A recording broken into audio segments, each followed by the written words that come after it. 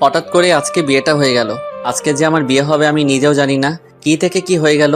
সবচেয়ে অদ্ভুত ব্যাপারটা হলো, যার সাথে আমার বিয়েটা হয়েছে সে আর কেউ নয়, আমার চাচাতো বোন। আমার আপন চাচাতো বোনের সাথে বিয়েটা হয়েছে। যাকে আজকে সকালেও আমি আপু বলে ডেকেছি, সে এখন আমার বউ। আর এখন দাঁড়িয়ে আছি বাসার ছাদের উপর, আর আপু মানে আমার বউ বাসর ঘরে অপেক্ষা করছেন আমার জন্য। কিন্তু আপনারা কিছু বুঝতেছেন না তো। চলেন আপনাদের পুরো বিষয়টি বুঝিয়ে বলি কেমনে কি হয়েছে। আজ থেকে 2 সপ্তাহ আগে আমার চাচাতো বোন মানে তানিশার বিয়ে ঠিক হয়। আমরা সবাই ছেলেটাকে দেখি, সবার খুব পছন্দ হয়, তানিশাও খুব পছন্দ হয়। আর বিয়ের তারিখ ঠিক হয় আজকে। আর ছেলেটা খুব ভালো আর সুন্দর, বলা যায় সব দিক দিয়ে পারফেক্ট। কিন্তু কথাই বলে না, সবার কপালে আর সুখ থাকে না। তাই না হয়তো তানিশার কপালে ও এই সুখটা নাই। ও হ্যাঁ, আপনাদের আসল বিষয়টা বলি। আজ সকালে কিছু টুকটাক কাজ করছিলাম, চাচাতো বোন বলে কথা। তাছাড়া আপু আমার বড়। আমি অনেক মজা করছিলাম আর কাজ করেছিলাম, কিন্তু হঠাৎ আমার ফোনে আননোন নাম্বার থেকে ফোন আসে। আমি ফোনটা রিসিভ করে বলি, হ্যালো, কে বলছেন? আমি তানভীরের ছোট ভাই বলছি। রনি। তোমাদের আসতে আর কত সময় লাগবে? তানভীর ভাই হলো তানিশা অপুর হবু বর, আর রনি ওনার ছোট ভাই। আমাদের আর কখনো যাওয়া হবে না। আরে রনি, কান্না করছো কেন? কি হয়েছে তোমাদের? রাহি ভাই, আপনাকে কিভাবে কথাটা বলবো আমি নিজেও বুঝতে পারছি না। আরে কি হয়েছে সেটা তো আগে বলো। আর এইভাবেই বা কান্না করছো কেন আজকে এত সুন্দর একটা দিনে? ভাই, তানিশা আপুর কপালে হয়তো তানভীর ভাই নাই। কান্না করতে করতে বলতেছে মানে? তুমি কি বলতে চাচ্ছ একটু বুঝিয়ে বলো প্লিজ। তানভীর ভাই আর তানভীর ভাইয়ার কি হয়েছে বলো প্লিজ। ভাইয়া আর এই পৃথিবীতে নেই। কি কি বলছো তুমি এসব রনি? ভাইয়ের অ্যাক্সিডেন্ট হয়েছে। কি বলছো এসব? আমি ঠিকই বলছি। কি করে হলো এসব? আমরা সবাই মিলে আনন্দ করে আসছিলাম, হঠাৎ করে আমাদের গাড়ি ব্রেক ফেল করে, কিন্তু গাড়ি কন্ট্রোল করতে পারেনি, তাই গাছের সাথে গিয়ে ধাক্কা লাগে। তারপর আমার কিছু মনে নেই। তারপর কি হলো রনি, বলো প্লিজ। আমার যখন জ্ঞান ফিরে তখন দেখি আমি হাসপাতালে। তানভীর ভাইয়ের কি হলো রনি? জ্ঞান ফেরার পরে শুনতে পেলাম ভাইয়ার মাথায় অনেক জোরে আঘাত লাগে, ফলে ভাইয়া নাকি ওখানেই মারা যায়। বলেই রনি কান্না করতে থাকে। আমি রনির কান্না সহ্য করতে পারছি না, তাই আমি রনিকে বললাম, রনি আমি আসছি। তোমরা কোন হসপিটালে আছো? সিলেট ওসমানী মেডিকেল হাসপাতালে। ওকে, আমি আসতেছি বলেই ফোনটা কেটে দিলাম। যখন আমি হাসপাতালের উদ্দেশ্যে বের হব, তখন চাচা বলল, কোথায় যাস এই সময় রাহি? আমি এসে তোমাদের সব বলছি। এইদিকে বিয়ে বাড়িতে সবাই চিন্তিত হয়ে পড়েছে, বর এখনো আসতেছে না কেন। চাচাকে আর কিছু বলতে না দিয়ে আমি বাইক নিয়ে চলে আসলাম সিলেট উসমানী মেডিকেল হাসপাতালে। তারপর রনির কেবিনের দিকে হাঁটতে লাগলাম। কেবিনে গিয়ে রনিকে বললাম, কেমন আছো রনি, তুমি ঠিক আছো তো? ভালো না ভাই। কাঁদিস না ভাই। কান্না ছাড়া আর কিছু নেই আমাদের ভাই। শান্ত হও রনি। তোমার আম্মু আব্বু কোথায়? ভাইয়ের লাশের কাছে, পাশের কেবিনে। রনির কান্না দেখে আমার চোখে পানি চলে আসছে। তারপর কিছুক্ষণ কান্না করলাম। তারপর ভাবলাম আমিও যদি কান্না করতে থাকি, এদিকে রনি কান্না করা থামাবে না। তাই আমি রনিকে সান্ত্বনা দিয়ে তানভীর ভাইয়ের লাশের কাছে আসলাম। এসে দেখি সবাই কান্না করতেছে। এ দেখি সবার কান্না দেখে আমি আর শান্ত থাকতে পারলাম না। আমি কাঁদতে লাগলাম। কাঁদতে কাঁদতে বললাম, আন্টি প্লিজ কান্না করবেন না। আর আঙ্কেল আপনি অন্তত কান্না করা থামান। সবাই একসাথে এভাবে কান্না করতে থাকলে তানভীর ভাইয়ের আত্মা অনেক কষ্ট পাবে। কিভাবে কান্না থামায় বলো বাবা, আমাদের তো সব শেষ হয়ে গেল। আঙ্কেল আপনি এভাবে কাঁদতে থাকলে সবাইকে সান্ত্বনা কে দিবে? কিভাবে শান্ত থাকি? তানভীর যে আমার বড় ছেলে, তাকে নিয়ে কত স্বপ্ন বাবা। আপনারা এভাবে কান্না করলে কি আর তানভীর ভাই ফিরে আসবে? বলেন প্লিজ, সবাই কান্না থামান। এই কথা বলার পর দেখি সবাই কান্না করা থামিয়ে দিল। আমি আবার বললাম, আমার মনে হয় এখানে এভাবে কান্না না করে তানভীর ভাইয়ের দাফন সম্পন্ন করা উচিত। তখন পিছন থেকে রনি বলল, হ্যাঁ, ভাইকে কবরের কাজ সম্পূর্ণ করা উচিত। তখন আঙ্কেল বলল, চলো সবাই। আঙ্কেল আমি কি আপনাদের সাথে যেতে পারি? চলো বাবা। তারপর তানভীর ভাইয়াকে বাড়িতে নিয়ে গিয়ে দাফন করার ব্যবস্থা করা হলো। জানাজার নামাজ আদায় করে সবার কাছ থেকে বিদায় নিয়ে বাড়ির উদ্দেশ্যে রওনা দিলাম। ফোন হাতে নিয়ে দেখি চাচা অনেকবার ফোন করেছেন, তাই তাড়াতাড়ি করে বাইক নিয়ে চলে আসলাম। বাড়ি পৌঁছাতে দুপুর পেরিয়ে গেল। বাসার ভিতরে ঢুকতে চাচা বলল, এতক্ষণ কইছিলি তুই? বলতো রাহি, আর বরপক্ষের কেউ ফোন ধরছে না কেন? দেখলাম চাচার পিছনে সবাই দাঁড়িয়ে আছে, এমনকি তানিশা আপুও। তাই আমি বললাম, তোমরা সবাই শান্ত হও, আমি সব খুলে বলছি। তাড়াতাড়ি বল, কি বলবি? আসলে তানভীর ভাই, কি হয়েছে? আর কান্না করছিস কেন তুই? আসলে তানভীর ভাই আর আমাদের মাঝে নেই। উনি দুনিয়ার মায়া ত্যাগ করে পরপারে চলে গেছেন। তারপর আমি সবকিছু খুলে বললাম। এসব শুনে তানিশা আপু রুমের দিকে দৌড়ে গেলেন। বুঝতে পারলাম কিছু একটা হবে। আমিও পিছনে দৌড়ে গেলাম। যেই ভাবা সেই কাজ, যা ভাবছিলাম তাই হলো। জানালা দিয়ে দেখলাম তানিশা আপু সুইসাইড করতে যাচ্ছে। তানিশা আপু গলায় ফাঁস দেওয়ার চেষ্টা করছে। এখন কি করব বুঝতে পারছিলাম না। সবাই দরজার ধাক্কাধাক্কি করতেছে। এখন কিছু একটা তাড়াতাড়ি করতে হবে, যেভাবে হোক দরজা ভাঙতে হবে। দরজার পাশে গিয়ে সবাইকে বললাম জোরে জোরে লাথি মারার জন্য। আমার কথায় সবাই দরজায় লাথি মারতে থাকে। 5-6টা মারার পর দরজা ভাঙতে সক্ষম হলাম। ভিতরে গিয়ে আপুকে নামিয়ে দিয়ে ঠাস করে গালে বসিয়ে দিলাম। আপু হয়তো এটা কখনো ভাবতে পারিনি আমি আপুকে থাপ্পড় মারবো। আপু থাপ্পড় খেয়ে আমার গায়ে হেলান দিয়ে জ্ঞান হারালো। থাপ্পড়টা মেবি অনেক জোরে লেগেছে, তাই হয়তো জ্ঞান হারিয়েছে। আমি আপুকে নিয়ে নিচে নামালাম। সবাই আমার দিকে হা করে তাকিয়ে আছে। তারপর আপুর জ্ঞান ফেরার জন্য অনেক চেষ্টা করলাম। আম্মুকে বললাম একটু পানি নিয়ে আসো। আম্মু পানি এনে আপুর চোখে দিলেন। সাথে সাথে আপুর জ্ঞান ফিরে। তখন আমি বললাম, এটা কি আপু, নিজের জীবন এভাবে নষ্ট করে দিতে গেলি? তো কি করব বল? কি নিয়ে বাঁচবো আমি? আমার সব আশাই তো শেষ। তাই বলে কি সুইসাইড করতে যাবি? তো আমার কি বা করার ছিল বল? আমরা আবার তোমার জন্য পাত্র খুঁজবো। আমাকে কে বিয়ে করবে শুনি? যে মেয়ের হবু বর রাস্তায় আসার আগেই মারা যায়, সেই মেয়েকে কে বিয়ে করবে তুই বল? আমি কিছুই জানি না বলে ওখান থেকে চলে আসলাম। এখানে আর বেশিক্ষণ থাকলে হয়তো আমিও কেঁদে দিতাম, তাই সেখান থেকে ছাদে চলে আসলাম। ছাদের এক কোণায় দাঁড়িয়ে রইলাম। আপুর জন্য অনেক কষ্ট হচ্ছে। আমার চোখের কোণায় হাত দিয়ে দেখলাম পানি চলে এসেছে। ছাদে অনেক সময় দাঁড়িয়ে আপুর কথা ভাবতে লাগলাম। হঠাৎ কাঁধে কারো হাতে স্পর্শ অনুভব করলাম। পিছনে ফিরে দেখি আব্বু। আব্বু কিছু বলবা? বলবো। বলো, কি বলবা? তুই আগে আমাকে কথা দে, আমি যা বলবো আমার সে কথাগুলো তুই রাখবি। রাখবো, বলো। আমি বলি কি, তুই তানিশাকে বিয়ে করে নে। কি বলো আব্বু, এটা কিভাবে সম্ভব? তানিশা আমার আপু হয়, তার উপর আমার বড়। আমি জানি তানিশার যদি কিছু হয়ে যায়। আমি জানি না, আমি পারবো না। কিন্তু তুই ভেবে দেখতে পারিস, তোর জন্য হয়তো সে বেঁচে থাকতে পারবে। ঠিক আছে, ভেবে দেখবো। সেখান থেকে আব্বু চলে গেল। আমিও ওখানে দাঁড়িয়ে আছি। কিছুক্ষণ পর চাচু আমাকে বলল, রাহি, আমি একটা কথা বলি। পিছন থেকে কাঁধে হাত দিয়ে বললেন, চাচা বলেন। তুই আমার মাথায় হাত দিয়ে বল, আমার কথা রাখবি। কিন্তু চাচা। কোনো কিন্তু নয়, তুই আমার মাথায় হাত দিয়ে বল, আমার কথা রাখবি। আচ্ছা বলো, তুমি যা বলবে আমি শুনবো। তুই আমার মেয়েকে বিয়ে কর বাবা, আমার মেয়েটার জীবন বাঁচা। কান্না করতে করতে বললেন চাচা।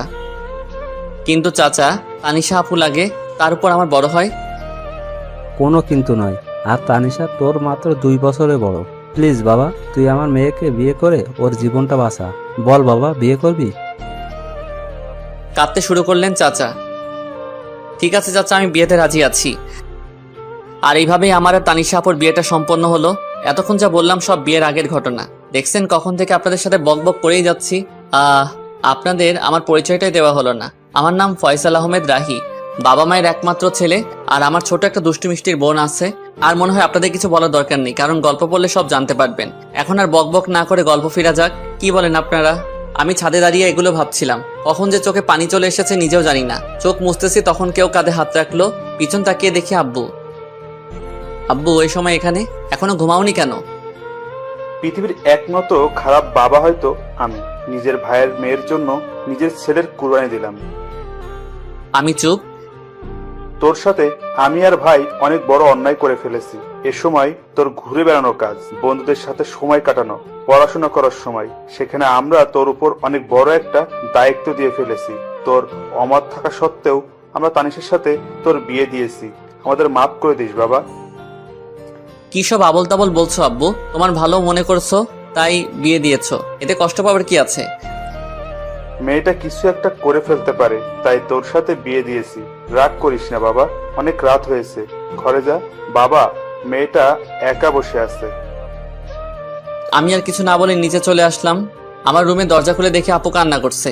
আমার এখন ঠিক কি করা উচিত বুঝতে পারছি না। আমি কাঠের পাশে গিয়ে দাঁড়িয়ে রইলাম। রাহি, হুম তোর সাথে আমার কিছু কথা আছে। বলো, কি বলবা? আমি জানি তুই খুব ভালো একটা ছেলে, তোর মতন স্বামী পাওয়া ভাগ্যের ব্যাপার, কিন্তু আমি তোকে স্বামী হিসেবে মানতে পারবো না। অবাক হয়ে তাকিয়ে রইলাম অপুর দিকে। তুই জানিস তুই আমার ছোট ভাই, হোক তুই আমার চাচাতো ভাই, কিন্তু আমি তোকে স্বামী হিসেবে মানতে পারবো না। কিছু বললাম না। আমার মনে হয় তুই আমাকে বউ হিসেবে মানিস না। চুপ। তুই আমাকে প্রশ্ন করতে পারিস, আমি যদি স্বামী হিসেবে মানতে না পারি তাহলে বিয়ে করলাম কেন? হ্যাঁ, এটার জবাব দিয়ে দিচ্ছি। তোর সাথে বিয়ে না হলে হয়তো অন্য কারোর সাথে আমার বিয়েটা হতো, কিন্তু সে আমার মনের কষ্টটা বুঝতে পারতো না। আমার মনের অবস্থা শুধু তুই বুঝবি, অন্য কেউ না। আমি এখনো চুপচাপ দাঁড়িয়ে সব শুনছি। জানিস রাহি, আমি পৃথিবীর একমাত্র হতভাগা মেয়ে, সুখ কাছে পেয়েও হারালাম। তুই আমাকে মাফ করে দিস, তোর জীবনটা আমি নষ্ট করে দিলাম। জানিস, আমারও খুব ইচ্ছা ছিল সুন্দর একটা মেয়ে দেখিয়ে তোর বিয়ে দিব, আর তোর বিয়েতে অনেক আনন্দ করব, কিন্তু তার হলো না। তুই আমাকে মাফ করে দিস, আমি তোকে স্বামী হিসেবে মানতে পারছি না। অনেক রাত হয়েছে, এখন ঘুমিয়ে পড়ো। এটুকু বলে বারান্দায় চলে এলাম। এমন কিছু আমার জীবনে হবে আমি কখনো কল্পনাও করতে পারিনি। কিন্তু আমি ভেবেছিলাম আমার সাথে বিয়ে হলে কোনো আফসোস থাকবে না, সবকিছু গুছিয়ে নিতে সমস্যা হবে না। কিন্তু কি ভাবলাম আর কি হলো। আসলে সবার কপালে সুখ থাকে না, আমার কপালেও হয়তো নেই। আজ নিজের উপর খুব রাগ হচ্ছে, কিন্তু কি আর করব। ঘর থেকে বের হয়ে ছাদে চলে এলাম আর নিজে নিজে বলতে লাগলাম, তানভীর ভাই, কেন তুমি চলে গেলে? তোমার জন্য আপু কান্না করছে, হয়তো তোমাকে এই কয়দিনে তোমাকে ভালোবেসে ফেলছে। আর কি বলে জানো ভাই, তোমাকে ছাড়া আর কাউকে স্বামী হিসেবে মানতে পারবে না। সত্যি কয়েকদিনে তোমাকে অনেক ভালোবেসে ফেলেছে, এমনকি আমাকেও স্বামী হিসেবে মানতে রাজি না। সত্যি ভাই, তুমি অনেক ভাগ্যবান ছিলে, আপুর মতো বউ পেতে যাচ্ছিলে। কথায় বলে না, সবার কপালে সুখ থাকে না, তেমনি তোমার কপালেও নেই, আমার কপালেও নেই। হায়রে কপাল আমাদের। এসব ভাবতে ভাবতে চোখের কোণায় আবারও হাত দিয়ে দেখি পানি। চোখে পানি মুছে পকেটে থাকা ফোনটা হাতে নিয়ে দেখি 2:45 বাজে। তাই আর ছাদে দাঁড়িয়ে না থেকে রুমে চলে এলাম। রুমে এসে দেখি এখনো আপু নাক টেনে টেনে কান্না করছে। কি ব্যাপার আপু, তুমি এখনো ঘুমাওনি? কোথায় গিয়েছিলি? একটু ছাদে গিয়েছিলাম, রাত অনেক হয়েছে, ঘুমিয়ে পড়ো। তুই কোথায় ঘুমাবি? সেটা আপনার না জানলেও চলবে, তুমি উপরে ঘুমিয়ে পড়ো, আমি ফ্লোরে শুয়ে পড়ছি। তারপর আর কিছু না বলে নিচে চাদর বিছিয়ে ঘুমিয়ে পড়লাম। মাঝরাতে হঠাৎ কারো কান্নার শব্দে ঘুমটা ভেঙে গেল। তাকিয়ে দেখি আপু এখনো কান্না করছে। আর আমি বললাম, হ্যাঁ আপু, তোমার সমস্যাটা কি? এখন কি ঘুমাতে দিবেন না? যা হবার তা তো হয়ে গেছে। ঠিক আছে, তুই ঘুমা। আমি আবারও ঘুমিয়ে পড়লাম। হঠাৎ সকালে কারো কান্নাকাটি আর চেঁচামেচিতে ঘুম ভেঙে গেল। বের হয়ে দেখলাম তানিশা, আম্মু, আব্বু, আমার ছোট বোন রিয়া ও কান্না করছে। আমি গিয়ে বললাম, আব্বু কি হয়েছে? চুপ। আম্মু কি হয়েছে, এভাবে কান্না করছো কেন? চুপ। আপু তুমি অন্তত বলো কি হয়েছে। আসলে দোকানটা কি হয়েছে বলো না। দোকানটাতে আগুন লেগে গেছে, আর পুরো দোকান পুড়ে গেছে। কি বলছো এসব? বাবা ঠিক বলেছে। সবার কথা শোনার পর যেন আমার মাথায় আকাশ ভেঙে পড়লো। আমি এখন কি করব কিছু বুঝতে পারছিলাম না। তারপর নিজেকে ঠিক রেখে সবাইকে সান্ত্বনা দিতে লাগলাম। এভাবে কয়েকটা দিন কেটে গেল। তারপর শুরু হলো সংসারে অশান্তি। বাবা বড় মানুষ, ঠিক মতো কাজ করতে পারে না, তাই আর সংসারের কষ্ট দেখতে না পেরে সংসারে হাল ধরতে হলো আমাকে। কি করব কিছুই বুঝতে পারছিলাম না। তাই আমার ফ্রেন্ড আফিকুলকে ফোন দিলাম। হ্যালো আফিকুল দোস্ত, আমার সাথে একটু দেখা করতে পারবি? আরে এভাবে বলছিস কেন? কোথায় আসতে হবে সেটা বল। স্কুলের পাশে দোকানটায় আয় না দোস্ত। ঠিক আছে, আমি আসতেছি। ঠিক আছে আয় বলেই ফোনটা কেটে দিলাম আর রেডি হয়ে স্কুলের পাশে দোকানে চলে গেলাম। একটু পরে আফিকুলও চলে এলো। বল দোস্ত, কি বলবি? আসলে দোস্ত, আমার একটা হেল্প লাগবে। তুই এভাবে বলছিস কেন? কি হেল্প লাগবে সেটা তো বল। আসলে দোস্ত, আমার একটা চাকরি লাগবে। কি, তুই চাকরি করবি? আমি চাকরি করব, একটা ব্যবস্থা করে দে না। ব্যবস্থা করব, কিন্তু তুই আমাকে হাসালি। তোর বাবার দোকান থাকতে তুই চাকরি করবি কেন? তাহলে তোকে সব খুলে বলি কেন চাকরি করব। বল। আমি আফিকুলকে সব শুরু থেকে শেষ পর্যন্ত বললাম। আমাদের দোকানে আগুন লেগে পুড়ে ছাই হয়ে গেছে রে, তাই আমি চাকরি খুঁজছি। আরে কান্না করিস না দোস্ত, আমি সব ব্যবস্থা করছি। দোস্ত।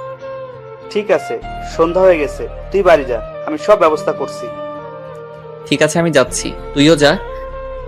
বলেই আমি আফিকুলকে বিদায় দিয়ে বাড়ি চলে আসলাম। বাড়ি এসে দেখি আম্মু এখনো মাথায় হাত দিয়ে বসে এখনো কান্না করছে। আম্মু, কান্না করো না, কান্না করে আর কি হবে, সব তো শেষ। বাবা জানি, কিন্তু কান্না ছাড়া আর কি করব বল? আর কাঁদতে হবে না, আমি কিছু একটা ব্যবস্থা করছি। কি করবি তুই? পরে বলবো, এখন প্লিজ তুমি কান্না করো না।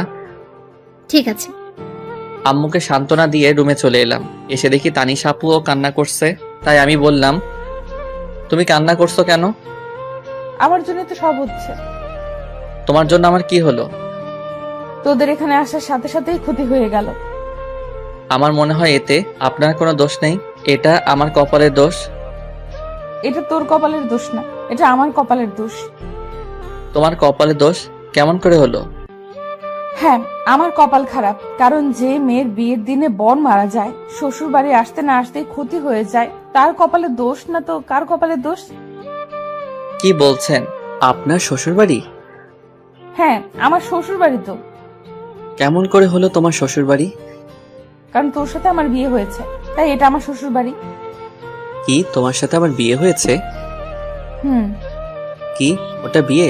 আমার তো মনে হয় না। হয় না কেন? আমি তোমাকে বউ হিসেবে মানি না, আর তুমিও আমাকে স্বামী হিসেবে মানো না।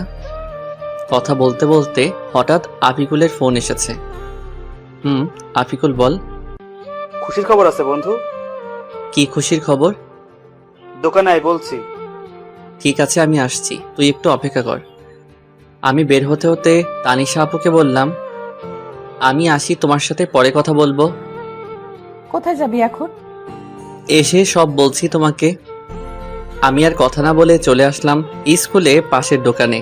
এসে দেখি আফিকুল আমার জন্য অপেক্ষা করছে। বল দোস্ত, কি খুশির খবর? আমি তো চাকরির ব্যবস্থা করে ফেলেছি দোস্ত। কি, তুই আমার চাকরির ব্যবস্থা করে ফেলেছিস? দোস্ত, তোর জন্য এটুকু করতে পারবো না বল? আমি অনেক খুশি রে, খুব বড় একটা উপকার করেছিস। এখন বল, কি খাবি? কি, তুই আমাকে ঘুষ দিতে চাচ্ছিস? আরে না, তোকে আজকে খুশি হয়ে খাওয়াবো। আরে লাগবে না। প্লিজ দোস্ত, না করিস না। আচ্ছা ঠিক আছে, শুধু চা খাবো। রহিম চাচা, 2টা চা আর বিস্কুট দেন তো। ওকে, দিতেছি বাবা। কিছুক্ষণ ওর সাথে আড্ডা দিলাম, তারপর বাড়ি চলে এলাম। বাড়ি এসে সোজা আমার রুমে চলে এলাম। রুমে গিয়ে তানিশা আপুকে জড়িয়ে ধরে কান্না করে দিলাম। কি রে, এইভাবে জড়িয়ে ধরে কান্না করছিস কেন? কি হয়েছে? জানেন, আমার চাকরিটা হয়েছে। কি, চাকরি হয়েছে? চাকরি হয়েছে। এখন বলেন কি খাবেন? আইসক্রিম খাওয়াবে? আমি আইসক্রিম খাবো। কিন্তু এই সময় আইসক্রিম কোথায় পাবো? লাগবে না, যা। আরে রাগ করছো কেন? আমি আনছি ওকে। ঠিক আছে। দোকানে গিয়ে আমি আইসক্রিম নিয়ে এলাম। এই নেন আপনার আইসক্রিম। দে তাড়াতাড়ি। আপু আইসক্রিমটা হাতে নিয়ে বাচ্চাদের মতো খেতে শুরু করলো, আর আমি আপুর দিকে অবাক হয়ে তাকিয়ে রইলাম। কি আজব কাণ্ড, এত বড় একটা মেয়ে হয়ে বাচ্চাদের মতো আইসক্রিম খাচ্ছেন, আর আমি তাকিয়ে এসব দেখছি। ঠিক তখনই, কি রে, কি দেখছিস? তোমার খাওয়া দেখছি। এত দেখতে হবে না। কেন? তুই খাবি? খেলে নিতে পারিস। না না, লাগবে না, আমি বাচ্চাদের মতো আইসক্রিম খাই না। ওকে, তুই না খেলেও চলবে। তুমি খাও। ঠিক আছে, একটা কথা বলি রাহি। বলো। তুই চাকরিতে জয়েন করবি কবে? 1 মাসের মতো লাগবে। কথা বলতে বলতে হঠাৎ আম্মুর ডাক পড়লো। রাহি, তানিশা, তোরা খেতে আয় তাড়াতাড়ি। ঠিক আছে আম্মু, আমার আসছি। তাড়াতাড়ি আয়। চলেন, আম্মু ডাকছে। চল। দুজন একসাথে খাবার টেবিলে বসলাম। আম্মু খাবার বেড়ে দিল। আম্মু, তুমিও খাও। আম্মু তুমিও বসো, একসাথে খাবো। তানিশা আপু বলল। খাচ্ছি। চুটকি, তুইও খা। খাচ্ছি তো। সবার সাথে খাবার খেয়ে আমি রুমে চলে এলাম। এসে একটু শুয়েছিলাম, তখনই আপু রুমে এলো। আপুকে দেখে আমি তাড়াতাড়ি করে নিচে বিছানা করে নিলাম, তারপর শুয়ে পড়লাম। আপুও বিছানায় শুয়ে পড়ল। কি আজব মেয়েরে বাবা, স্বামীকে নিচে রেখে তিনি উপরে আরামে ঘুমাচ্ছে। ওই যে সবার কপালে সুখ থাকে না, তেমনি আমার কপালেও বউয়ের সুখ নেই। তাই আর কিছু না ভেবেই ঘুমিয়ে পড়লাম। সকালে ঘুম ভাঙলো আম্মুর ডাকে। রাহি বাবা, তাড়াতাড়ি ওঠ, আর ঘুমাতে হবে না। কেন আম্মু? আজকে তানিশাকে নিয়ে যাবি না? কোথায় যাব? কেন, তুই জানিস না? না তো। তানিশা মা তোকে কিছু বলেনি? না, আমাকে তো কিছু বলেনি। তানিশা মা, তুমি রাহিকে কিছু বলনি? না আম্মু, ভুলে গিয়েছিলাম। ঠিক আছে, তাহলে ওকে বলে নিচে আসো। ঠিক আছে আম্মু, আমরা আসছি। ওকে। ওই, আজকে আমাদের বাড়ি নিয়ে যাবি? আমি কেন নিয়ে যাব? তুমি একা যাও, আমি যেতে পারবো না। না, তুই আমার সাথে যেতে হবে। না, আমি পারবো না। কি, তুই যাবি না? যাব তো। আমি বুঝি না এ কেমন মেয়ে, আমাকে স্বামী হিসেবে মানে না, আবার সবসময় অধিকার ফলাতে আসে। আজাইরা পেঁচাল। কিরে, চুপ করে আছিস কেন? এমনি। ঠিক আছে, এখন রেডি হয়ে আয়। ঠিক আছে, তুমি যাও, আমি আসছি। তাড়াতাড়ি আয়, নাস্তা করব। ঠিক আছে। ফ্রেশ হয়ে টেবিলে সবার সাথে নাস্তা শুরু করলাম। নাস্তা শেষ করে রুমে চলে এলাম। এসে শুয়ে পড়লাম। তখন দেখি তানিশা আপু আমার দিকে রাগী চোখে তাকিয়ে আছে। এভাবে তাকিয়ে আছো কেন? তুই এসে শুয়ে পড়লি কেন? তো কি করব? একটু আগে আমি কি বলছিলাম? কি বলছিলে? আমি আজকে আমাদের বাড়ি যাব বলছিলাম না? যাব তো। তাহলে এইভাবে শুয়ে পড়লি কেন? এমনি। তুমি রেডি হও। ঠিক আছে, তুইও রেডি হয়ে নে। কথা বলতে বলতে হঠাৎ শুনতে পেলাম আমার চাচা চাচি মানে শ্বশুর শাশুড়ি আমাদেরকে নিতে এসেছেন। তাই আমি তাড়াতাড়ি করে রেডি হয়ে চাচা চাচির কাছে চলে এলাম। আমি তাদেরকে সালাম দিলাম। আসসালামু আলাইকুম চাচা চাচি, কেমন আছেন? ওয়ালাইকুম সালাম। বাবা ভালো, তুমি? আলহামদুলিল্লাহ চাচি, আপনি? আলহামদুলিল্লাহ ভালো, কিন্তু তুমি আমাকে চাচি না, আম্মু ডাকবা। তুমি আমার ছেলের মতো। ঠিক আছে আম্মু, বলবো। মনে যেন থাকে। ঠিক আছে, আমি একটু আসছি আম্মু। ঠিক আছে বাবা, যাও। এরপর এখানে থেকে রুমে চলে এলাম। এসে তো আমি অবাক। আমি কোনো রকম হাসি আটকে রেখে বললাম, তুমি এটা কি পরেছো? কেন, শাড়ি পরেছি। হাসতেছিস কেন? তোমার এটা শাড়ি পরা হয়েছে নাকি? হয়নি। একদম হয়নি। একদম এভাবে হাসবি না, আমি শাড়ি পরতে পারি না। আচ্ছা ঠিক আছে, আমি পরিয়ে দেই। তুই পারলে পরিয়ে দে। দিচ্ছি। আমি আপুকে শাড়ি পরিয়ে দেওয়া শুরু করলাম। শাড়ি পরিয়ে দিতে দিতে শাড়ি যখন আপুর পেটে গুজে দিব, তখন দেখি আপু চোখ বুজে শরীর বেঁকিয়ে কাঁপতে শুরু করছেন। তাই তাড়াতাড়ি করে শাড়ি পরিয়ে দিলাম। শাড়ি পরিয়ে দিয়ে বললাম, আচ্ছা এবার চোখটা খুলুন। আর এইভাবে কাঁপছেন কেন? না মানে এমনি। বলি লজ্জা পেয়ে তাড়াতাড়ি করে রুম ত্যাগ করলো। আর আমি বিছানায় শুয়ে হাসতে লাগলাম। কিছুক্ষণ পর দেখি আপু আবার আসছে। একটা কথা বলি। বলেন। বাইরের কেউ যেন বুঝতে না পারে তুই আমাকে বউ হিসেবে মানিস না, আর আমি স্বামী হিসেবে মানি না। ঠিক আছে, কেউ বুঝতে পারবে না। এবার চল, আম্মু ডাকছে। চলেন।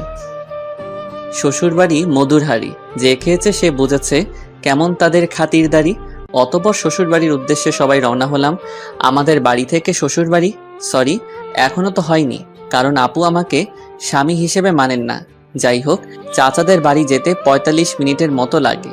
এসব ভাবতে ভাবতে কখন যে শ্বশুরবাড়ি পৌঁছে গেলাম, মানে চাচাদের বাড়ি। বারবার শুধু শ্বশুরবাড়ি মনে হয়।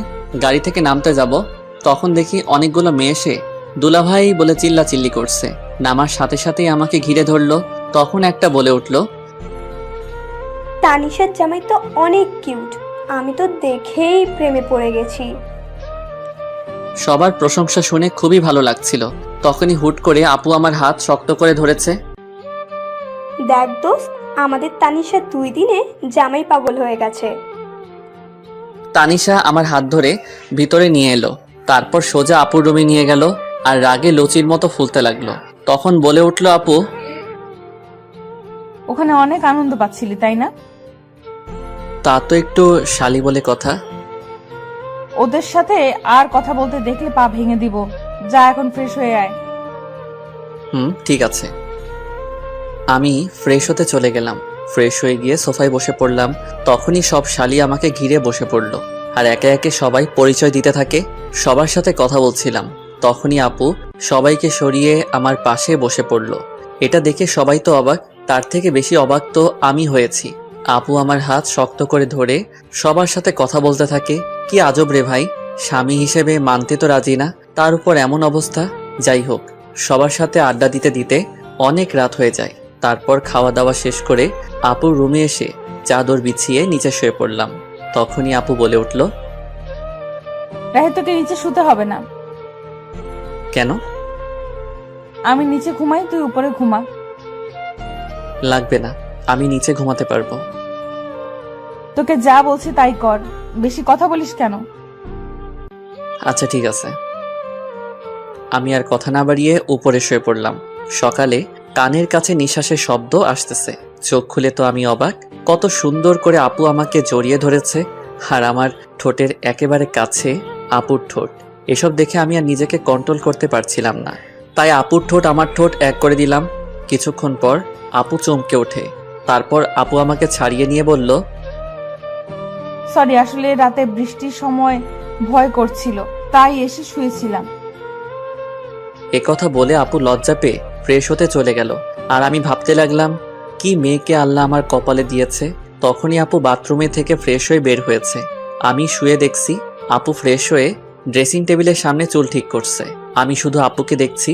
আসলে যত দেখছি ততই আপুর প্রতি কেমন একটা ফিলিংস হচ্ছে। আপুর প্রতি ফিলিংস হচ্ছে হোক, আপু আমাকে স্বামী না মানালো। আসলে আপুকে এই মুহূর্তে যেই ছেলে দেখতো পুরাই পাগল হয়ে যেত, এত সুন্দর লাগছে আপুকে। ঠিক তখনই আপু আমার দিকে এগিয়ে আসছে আর আমি ঘুমের ভান ধরে শুয়ে আছি। কি আর কত ঘুমাবি? ওঠ। চুপ করে রইলাম। কিরে, শুনতে পাচ্ছিস না? কি বলো? ফ্রেশ হয়ে আয়, নাস্তা করতে হবে, যা। যাচ্ছি, তুমি যাও। আমি বসে আছি, তুই ফ্রেশ হয়ে আয়। ফ্রেশ হয়ে এসে দেখি আপু এখনো বসে আছে। তখন আমি বললাম, চলেন। চল। রুমে থেকে বের হব তখনই আপু আমাকে শক্ত করে হাত চেপে ধরে নিয়ে গেল। আমি কিছু বুঝলাম না। এসব দেখে সবাই আমাদের দিকে হা করে তাকিয়ে আছে, মনে হয় আমরা এলিয়েন। সবার কাছে যেতেই দেখি সবাই মুচকি মুচকি হাসছে। এসব দেখে আমার খুব লজ্জা লাগতে শুরু করলো আর নিজেকে জোকার মনে হচ্ছে। কিন্তু কি আর করার, মাথা নিচু করে টেবিলে বসে পড়লাম। তারপর শুরু হলো জামাই আদর। জীবনে প্রথম জামাই আদর পাচ্ছি। সবাই ওঠার পর ওঠা খাওয়াচ্ছে আর আমি বলির পাঠার মতো খেয়ে যাচ্ছি। কোনো রকম জামাই আদর খেয়ে রুমে চলে এলাম। এসে শুয়ে পড়লাম। শরীর আর নড়াতে পারছি না। আপনাদের একটা কথা বলি, সবাই বিয়ের পর শ্বশুর বাড়ি যদি যান তাহলে তার 1 মাস আগে থেকে খাওয়া দাওয়া বন্ধ করে যাবেন, তা না হলে আমার মতো অবস্থা হবে। এবার বলতে পারেন, যদি 1 মাস আগে থেকে খাওয়া দাওয়া বন্ধ করে দেই তাহলে আমরা তো মরে যাব। এইটার উত্তর খুব সোজা, খিদা যখন লাগবে তখন অল্প খেয়ে নেবেন। এবার প্রশ্ন আসতে পারে, তাহলে আমার বিয়ে আমি খাবো না? উত্তর খুব সোজা, না খেয়ে রোজা রাখবেন। যাই হোক, সাবধানে শ্বশুর বাড়ি যাবেন। তখন আপু রুমে আসলো, এসে আমাকে বলতে লাগলো, কিরে, জামাই আদর কেমন হলো? হার জামাই আদর, তুমি আমাকে স্বামী হিসেবে মানো না, তাহলে এটা জামাই আদর কিভাবে হলো? বেশি কথা বলিস কেন? কোথায় বেশি কথা বললাম? কথা শেষ না হতেই আপু চলে গেল। তখন রুমে শালিকাদের আগমন। দুলাভাই কি করেন? ওই তো দেখতে পাচ্ছ কি করছি। দেখছি। আচ্ছা দুলাভাই, আপনি নাকি গল্প লিখেন? কে বলছে? দেখলাম, এবার একটা গল্প শোনাতে হবে। বলেই সবাই চিল্লাচিল্লি শুরু করলো। কি আর করার, এখন তো শোনাতে হবে। আচ্ছা, তোমাদের একটা কবিতা শোনাই। বলেন। কবিতার নাম শালা আমি তো অবাক। নিশি রাতে জেগে দেখি গাছের ডালে কাক, শালা আমি তো অবাক। চোর ঢুকেছে ঘরের ভেতর, দরজা ছিল ফাঁক, শালা আমি তো অবাক। মোবাইল নিল, টিভি নিল, রিমোট না হয় থাক, শালা আমি তো অবাক। পাচ্ছে যা নিচ্ছে ভরে, দুই হাতেরই মুঠোয় করে, চোরটা তো আচ্ছা খারাপ, শালা আমি তো অবাক।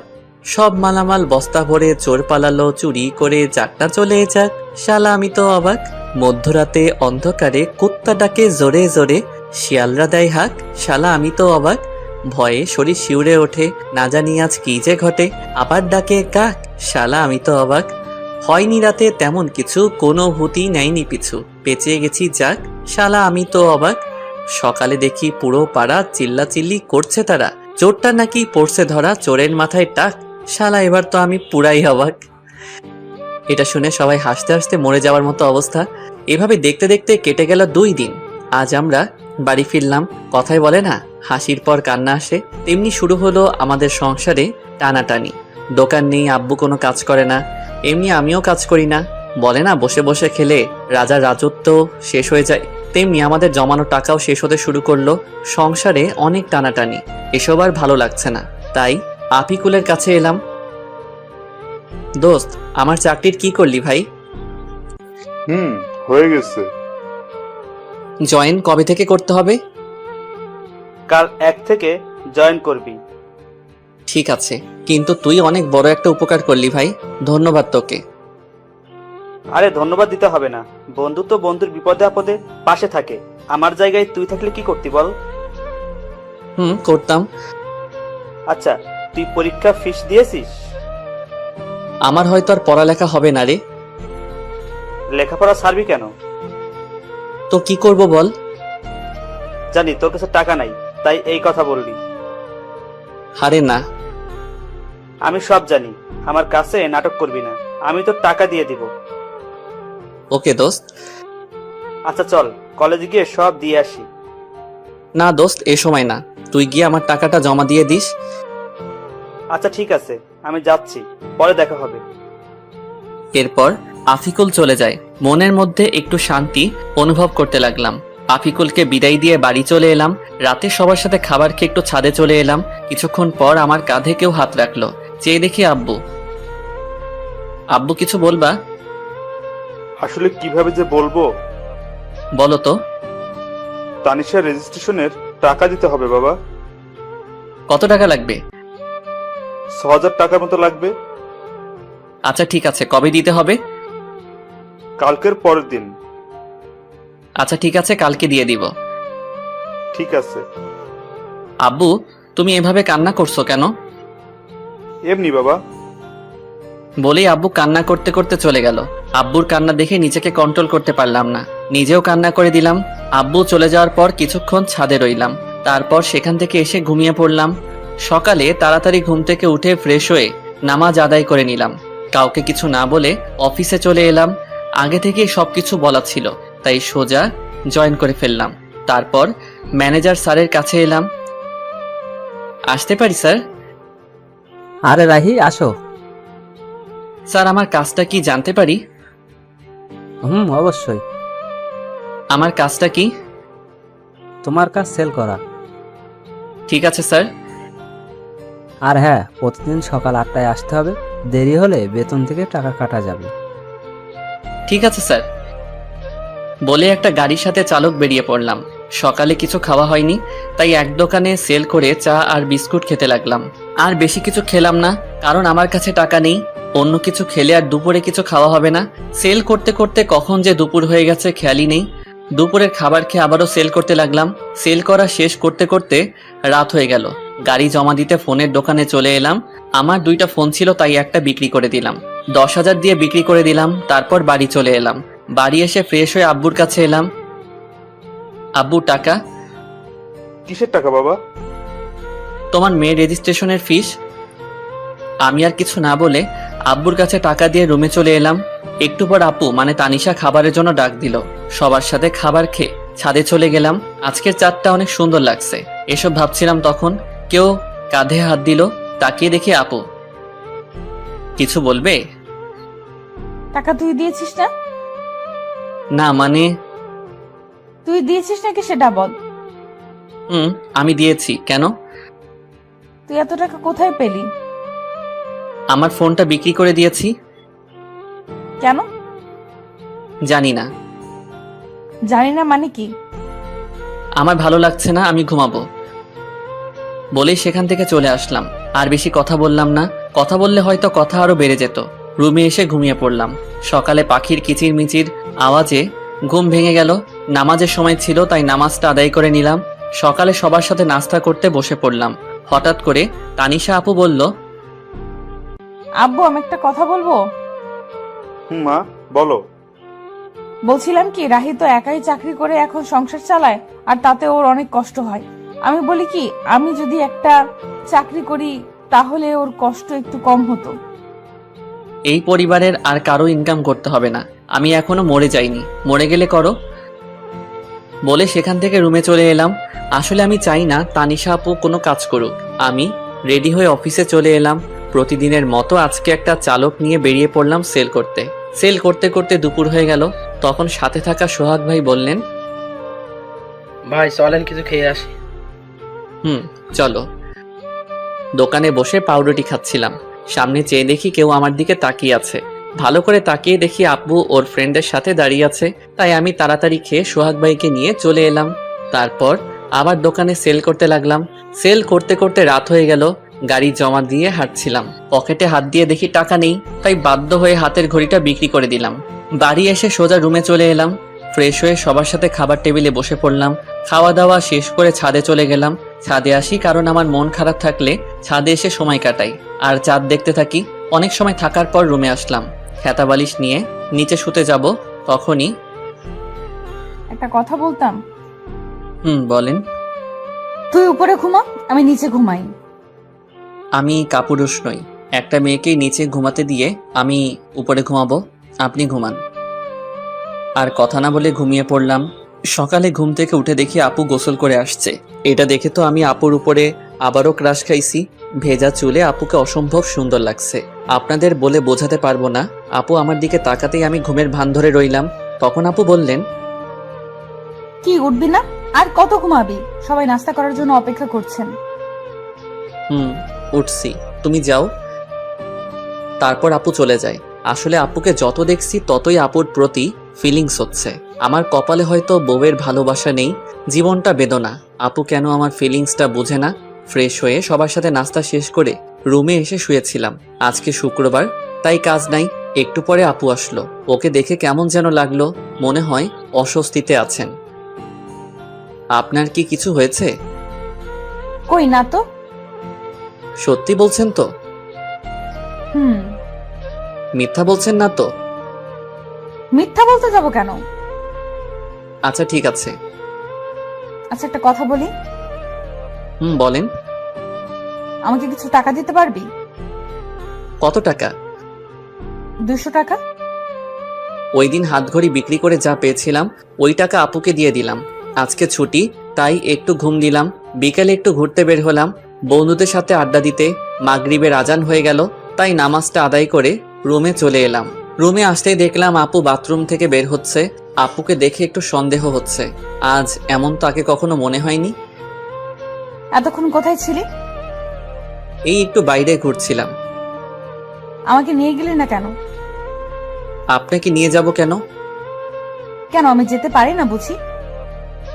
না, আমার সাথে যেতে পারেন না। আমাকে তো স্বামী হিসেবে মানেন না।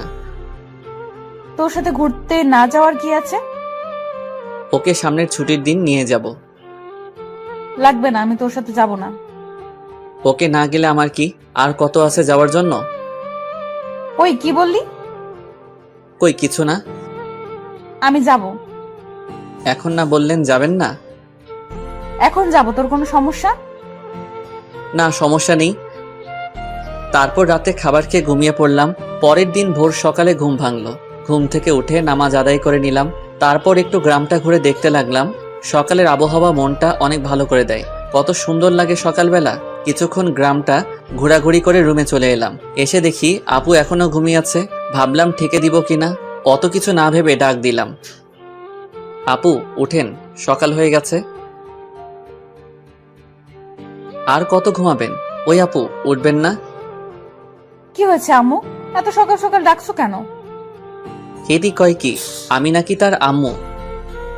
আরে আমি রাহি। ও তুই? কখন থেকে ডাকছি, উঠছেনই তো না। সরি। বলেই আপু ফ্রেশ হতে চলে গেল। সকালে নাস্তা করে কাজে চলে এলাম। দোকানে সেল দিতে দিতে এক জায়গায় দাঁড়িয়ে গেলাম। আপুর মতো কাউকে দেখতে পাচ্ছি। একটু কাছে গিয়ে দেখি আসলেই ওটা আপু। কিন্তু আপু এই জায়গায় কি করে? দেখলাম একটা ফার্মেসিতে ঢুকলো, সাথে চুটকি। তারপর কিছু একটা কিনে চলে গেল। আমি বুঝতে পারছি কি নিয়ে গেছে আপু। ভাবছি এখন গিয়ে জিজ্ঞেস করব কিনা। আপু সেখান থেকে চলে গেল। আমিও সেল দিতে চলে এলাম। রাতে খাবার খেয়ে রুমে আসলাম আর আপুর জন্য অপেক্ষা করতে লাগলাম। কিছুক্ষণ পর দেখি আপু রুমে আসলো। চোখ মুখ কেমন যেন হয়ে গেছে। নিজেকে একটু সাহসী বানিয়ে বললাম, আপনার সাথে কিছু কথা ছিল। বল। আপনি আজ 11টার সময় কোথায় ছিলেন? আমার কথায় কিছুটা ভয় পেয়ে গেল আপু। বান্ধবীদের সাথে কেন? না এমনি। আপনি ঠিক আছেন তো? ঠিকই তো আছি। না আপনি ঠিক নেই। আমার কাছ থেকে কিছু কি লুকাতে চাচ্ছেন? কি লুকাবো আমি? তুই কিসের কথা বলছিস? এইটার কথা বলছি, প্যাকেটটা সামনে ধরে। আসলে আপনার হয়তো বুঝতে পারছেন না কিসের প্যাকেটের কথা বলছি। ওইটা প্যাড ছিল। অনেকে হয়তো এখন বুঝতে পারছেন। এসব বলায় আপু কিছুটা লজ্জা পেয়ে যায়। লুকানো কি আছে এসব? জানি আপনি আমাকে স্বামী হিসেবে মানেন না, কিন্তু নিজের সমস্যার কথা তো বলতে পারেন না। এখন আমাকে বিশ্বাস করে উঠতে পারেননি? না তেমন কিছু না, আসলে বলতে লজ্জা লাগছিল। লজ্জার কি আছে এতে শুনি? কবে থেকে শুরু হয়েছে? 2 দিন হলো। ওকে তুমি এখানে বসো, আমি আসছি। আপুর জন্য গরম পানি করে নিয়ে আসলাম। কি ওগুলো? আপনার জন্য গরম পানি নিয়ে এসেছি। তুই এত কষ্ট করতে গেলি কেন? আমি করে নিতাম। তা তো জানি। কত ব্যথা সহ্য করে হাসি মুখে কথা বলছেন। আপনার আর কয়েকদিন কিছু করতে হবে না, রেস্ট নিন। তুই এত ভালো কেন? সবার কত খেয়াল রাখিস, আমার পিরিয়ডের কথা শুনে এত কেয়ার করছিস। যদিও তোকে স্ত্রীর অধিকার দেইনি, যদি দিতাম আরো কত কিছু করতে আমার জন্য। সরি রাহি, আমি জানি তুই অনেক ভালো। তোর মতো স্বামী সবার কপালে জোটে না, কিন্তু আমি কেন যে তোকে মেনে নিতে পারছি না। কি ভাবছেন? কিছু না, তুই ঘুমিয়ে পড়। না, যদি আপনার কিছু লাগে। লাগবে না, দরকার হলে তোকে ডাক দিব। ওকে। তারপর আমি ঘুমিয়ে পড়লাম। পরের দিন আর কাজে যাইনি। আপুর শরীরটা খারাপ হয়ে পড়ছিল, তাই সারাদিন আপুর পাশে ছিলাম। যখন যেটা লাগে সব করলাম। ইস, যদি আমাকে স্বামী হিসেবে মেনে নিত তাহলে এই মুহূর্ত আরো কত সুন্দর হতো। আমার কপালটাই খারাপ।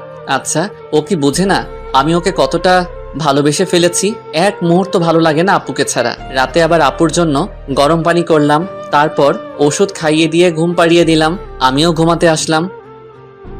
রাহি, বলেন। তোকে একটা কথা বলার ছিল। কি?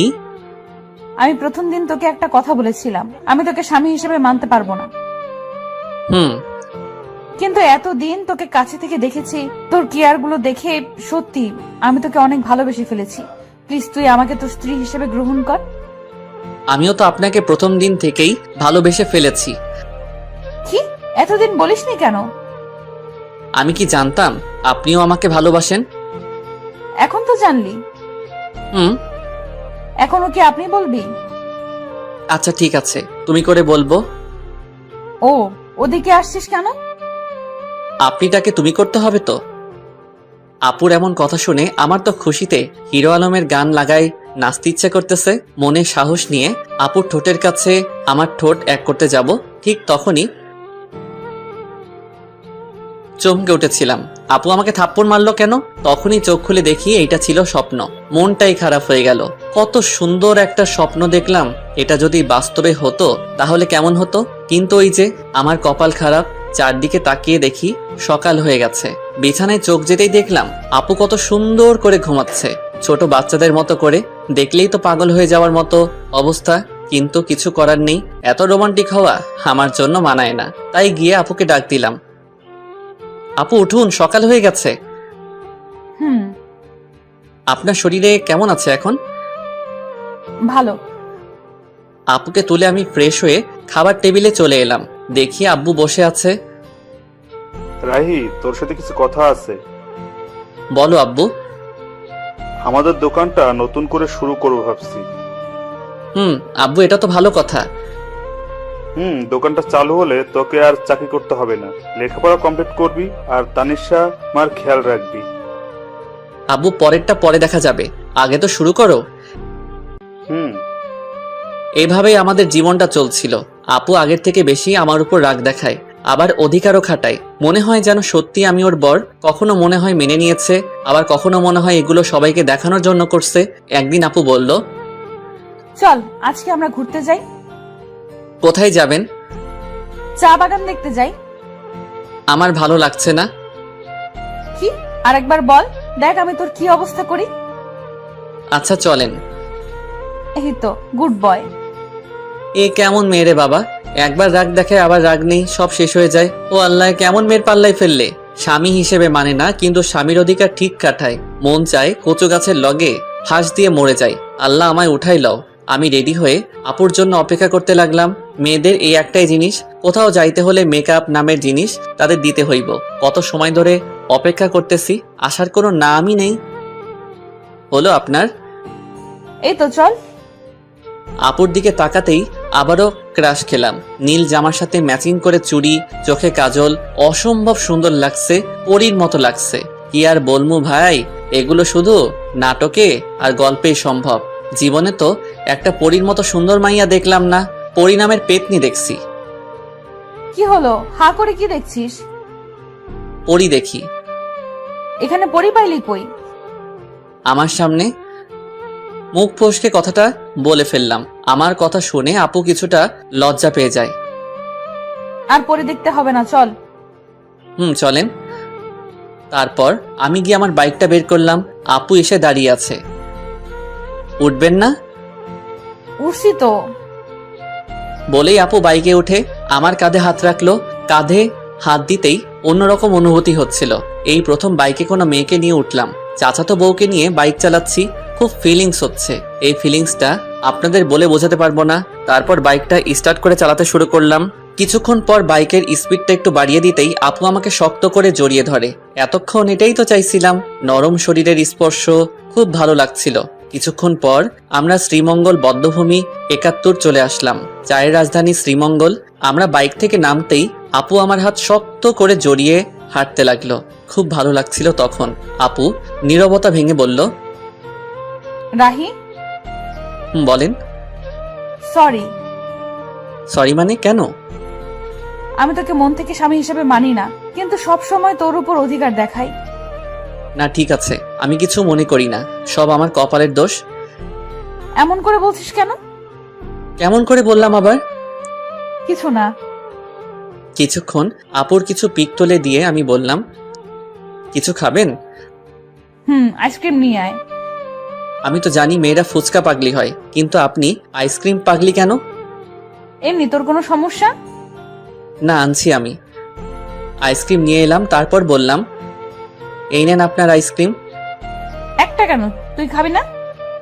না, ওসব আমি খাই না, আপনি খান। ওকে। আইসক্রিমটা হাতে নিয়ে বাচ্চাদের মতো খেতে লাগলো।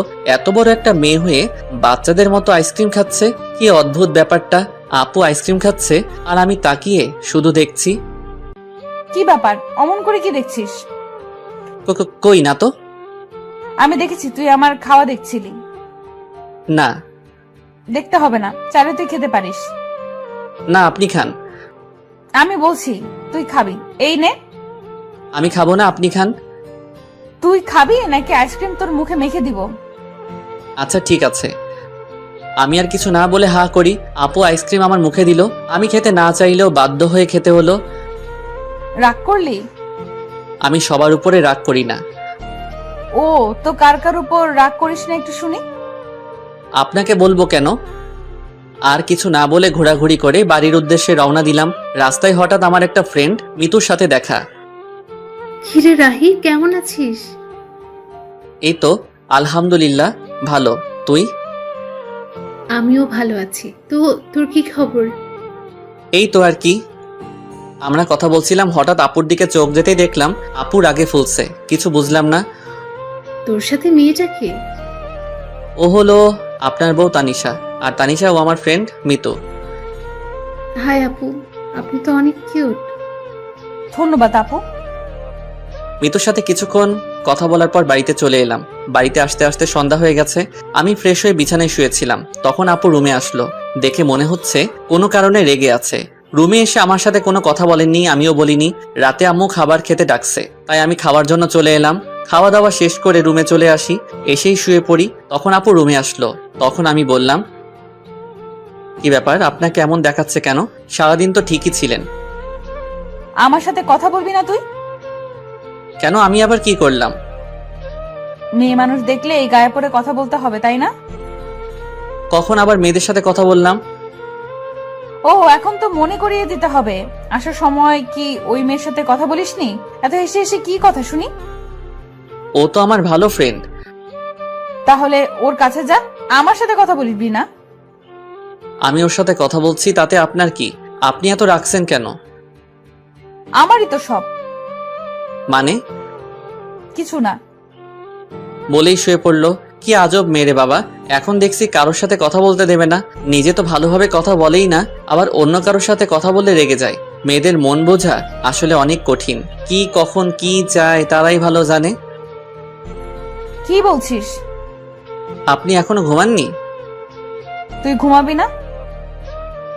ঘুমাচ্ছি। সকালে ঘুম থেকে উঠে তো অবাক, আপু আমাকে জড়িয়ে ধরে শুয়ে আছে। আমার শরীর কাঁপছে, হার্টবিট বেড়ে যাচ্ছে। কিন্তু কি আর করব, এত রোমান্টিক হলে তো চলবে না। আপুকে ডাকতে লাগলাম, আপু আমাকে জড়িয়ে ধরে শুয়ে আছে কেন? আমি আমার হাজবেন্ডকে জড়িয়ে আছি। তোর কোনো সমস্যা? আপনার হাজবেন্ড মানে বুঝলাম না। এখন ঘুমাতে দে, বেশি কথা বলিস না। আপনি ঘুমাবেন ভালো কথা, আমাকে তো ছাড়েন। আমার ইচ্ছে হয়েছে তাই ঘুমিয়েছি, ডিস্টার্ব করিস না তো এখন। হারামজাদি কয় কি, আমাকে জড়িয়ে আছে, আবার আমাকেই বলছে ডিস্টার্ব না করতে। মনে হচ্ছে লাথি মেরে মঙ্গল গ্রহে পাঠিয়ে দেই। কিন্তু ততক্ষণে ভাবলাম, যদি সেখানে পাঠিয়ে দেই আমার কি হবে? আমি তো আপুকে ভালোবাসি। নিজেকে শান্ত করে বললাম, আপনি ঘুমান, আমি মানা করেছি নাকি? কিন্তু আমাকে ছাড়ুন। তারপর আপু আমাকে ছেড়ে দেয়। আপনি চাইলে আরো ঘুমাতে পারেন। আমি ফ্রেশ হয়ে নাস্তা করে রুমে এসে দেখি বাচ্চাদের মতো বালিশটাকে জড়িয়ে ধরে শুয়ে আছে। এটা দেখে আমার ঠোঁটের কোণায় হাসি ফুটে উঠেছে। কালকে দিনটা আমার কাছে অনেক ভালোই লাগছিল। যত দিন যাচ্ছে আপুর প্রতি দুর্বলতা কাজ করছে। কেন জানি অনেক ভালোবেসে ফেলেছি। আপুকে ছাড়া হয়তো এখন 1 সেকেন্ডও বাঁচতে পারবো না। আমি কি আমার মনের কথা বলে দিব? কিন্তু তখন যদি রেগে যায়? কিন্তু আমার মনের কথা না বলা পর্যন্ত তো আমি শান্তি পাচ্ছি না। সব সময় আপুর প্রতি ভালোবাসা, দুর্বলতা, ওকে স্পর্শ করার ইচ্ছা, ওর প্রতি নেশা আমার ভেতরটাকে শেষ করে ফেলছে। আচ্ছা, আপু কি আমাকে ভালোবাসে? ওর ব্যবহার দেখে তো তাই মনে হচ্ছে। আপুও আমাকে ভালোবাসে, কিন্তু বলতে পারছে না। আচ্ছা, আমি কি সরাসরি গিয়ে বলে দিব? আমরা কি সবকিছু ভুলে দুজন দুজনকে ভালোবাসতে পারি না? আজকে বলে দিব, যা হবার হবে। এদিকে তানিশা ঘুম থেকে উঠে আমাকে কোথাও খুঁজে পাচ্ছে না। সকাল থেকে একবারও দেখছে না। তানিশাও আমাকে ভালোবাসে, কিন্তু কখনো বলতে পারছে না। কারণ একে তো ও একটা মেয়ে, তার উপর আমি ওর চাচাতো ভাই, তার উপর ছোট লজ্জার কারণে বলতে পারছে না। কিন্তু মন থেকে রাহিকেই ভালোবাসে। রাত্রে বাড়ি আসার সময় আপুর জন্য আইসক্রিম, চকোলেট আর ফুল নিয়ে আসলাম। যেগুলো আপুর পছন্দ করে সেগুলো নিয়ে আসি। আজকে আমার মনের কথা বলেই দিব, পরে যা হবার দেখা যাবে। বাড়িতে এসে এগুলো নিয়ে সোজা আমার রুমে চলে এলাম। আমার রুমের মধ্যে ঢুকতে যাব, তখনই দেখি আপু কারোর সাথে ফোনে কথা বলছে। কি যেন মনে করে আর ভিতরে গেলাম না। দরজার ওপাশে দাঁড়িয়ে শুনতে লাগলাম, হ্যাঁ, আমি সত্যি ওকে ভালোবাসি আর ওর সাথে সারা জীবন থাকতে চাই। কিন্তু এই ঝামেলাটা থেকে আগে বের হই, তারপর আব্বু আম্মুকে সব বলে আমরা দুজন হানিমুনে যাব। তাদের কথা শুনে আমি তো অনেক বড় একটা ধাক্কা খাই। তার মানে আপু অন্য কাউকে ভালোবাসে। মুহূর্তের মধ্যে আমার সব আশা ভরসা সব নষ্ট হয়ে যায়। আমি কখনো ভাবতে পারিনি আমি ওর কাছে এত বড় একটা সমস্যা। আমি ফুলগুলো ফেলে দিয়ে আইসক্রিম আর চকলেট চুটকিকে দিয়ে দিলাম। না নয়, আমি ওকে মুক্ত করে দিব। আমি তাদের মাঝে ঝামেলা হয়ে থাকতে চাই না। তাই অনেক কিছু ভেবে সিদ্ধান্ত নিলাম আমি ওকে ডিভোর্স দিয়ে দিব। ও যদি অন্য কাউকে নিয়ে সুখে থাকতে চায় আমি বাধা দিব না। আমি রুমে ঢুকতেই আপু ফোন রেখে দেয়। সারাদিন কই ছিলি? একবারও বাড়িতে দেখলাম না। একটা কাজ ছিল। সারাদিন কিছু খেয়েছিস? দাঁড়া, আমি তোর জন্য খাবার আনছি। না না, আমি খাবো না, বাইরে থেকে খেয়ে এসেছি। যে কথাগুলো শুনেছি আর খাবার মুখে দিয়ে কি আর যাবে। তোর সাথে আমার কিছু কথা ছিল। বলেন। অনেক দিন থেকেই বলতে চেয়েছিলাম কিন্তু বলতে পারিনি। জানি না এই বিষয়টা তুই কিভাবে নিবি। অত কিছু না বলে আসল কথাটা বলেই ফেলুন। আসলে আমি তোকে ডিভোর্স দিতে চান তাই তো? মানে মানেটা খুব সহজ। আপনি আর এই মিথ্যা সম্পর্ক রাখতে চান না, তাই আমাকে ডিভোর্স দিতে চান। সমস্যা নেই, দিয়ে দিব। আপনার ইচ্ছা আমি খুব তাড়াতাড়ি পূরণ করে দিব। আমি ডিভোর্স পেপার রেডি করছি। আপনি আপনার পছন্দ মতো একটা ছেলেকে বিয়ে করে নিয়েন। কিন্তু আমি তো বাড়িতে কিভাবে জানবেন? ওইটা আপনাকে চিন্তা করতে হবে না, আমি ম্যানেজ করে নিব। তারপর আমি আর আপুকে কিছু বলার সুযোগ না দিয়ে ফ্লোরে শুয়ে পড়লাম। আর বেশিক্ষণ কথা বললে হয়তো চোখ দিয়ে বন্যা শুরু হয়ে যেত। যাকে এতটা ভালোবাসি সে আজ আমাকে এভাবে ছ্যাঁকা দিয়ে দিল। এসব ভাবতে ভাবতে কখন ঘুমিয়ে পড়েছি মনে নেই। হঠাৎ কারো কান্না করার আওয়াজ শুনে ঘুমটা ভেঙে যায়। চোখ খুলে দেখি তানিশা আপু কান্না করতেছে। কি ব্যাপার, এত রাতে কান্না করছেন কেন? কিছু না, এমনি। আজব তো, এত রাতে কেউ কাঁদে? নিজেও ঘুমাচ্ছেন না, আমাকেও ঘুমাতে দিচ্ছেন না। আচ্ছা তুই ঘুমা। আমি ঘুমিয়ে যাই। এদিকে তানিশা ভাবতে থাকে, কেন তোকে বলতে পারলাম না আমি তোকে কতটা ভালোবাসি? আমাকে একবার বলার সুযোগ না দিয়ে তুই সব বলে গেলি। আমি নাকি ডিভোর্স চাই? কিভাবে ভাবছিস এইসব? ওকে, তুই যদি আমাকে ডিভোর্স দিয়ে ভালো থাকিস তাহলে চলে যাব তোর জীবন থেকে অনেক দূরে। তাছাড়া তোকে বিয়ে করে তোর জীবনটা আমি নষ্ট করে দিয়েছি, পারলে ক্ষমা করে দিস। পরের দিন আমি উকিলের সাথে যোগাযোগ করে ডিভোর্সের অ্যাপ্লাই করে আসলাম। আমাদের 6 মাসের ডেট দিয়েছেন। সেখান থেকে আফিকুলের সাথে দেখা করলাম। দোস্ত, আমার সব শেষ।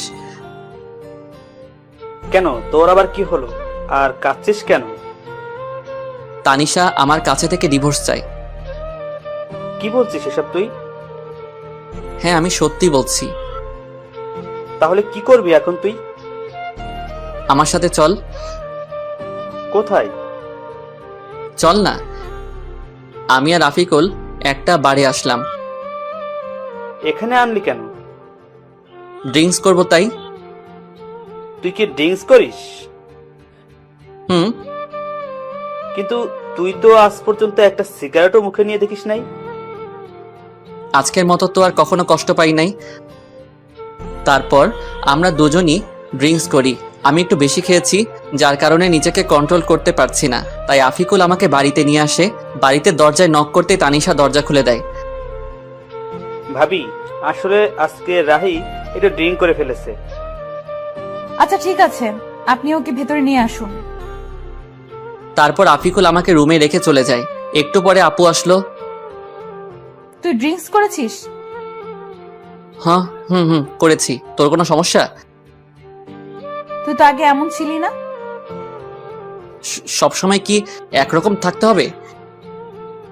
এই বলে আমি তানিশার দিকে এগোচ্ছি আর তানিশা পিছনে যাচ্ছে। এদিকে আসছিস কেন? আমার ইচ্ছে হয়েছে, আমি আমার বউকে আদর করব, যা ইচ্ছা তাই করবো। আপনার কোনো সমস্যা? আমি তোকে আগেই বলেছিলাম। পুরো কথা শেষ হওয়ার আগে আমি ওকে ধরে ফেলি।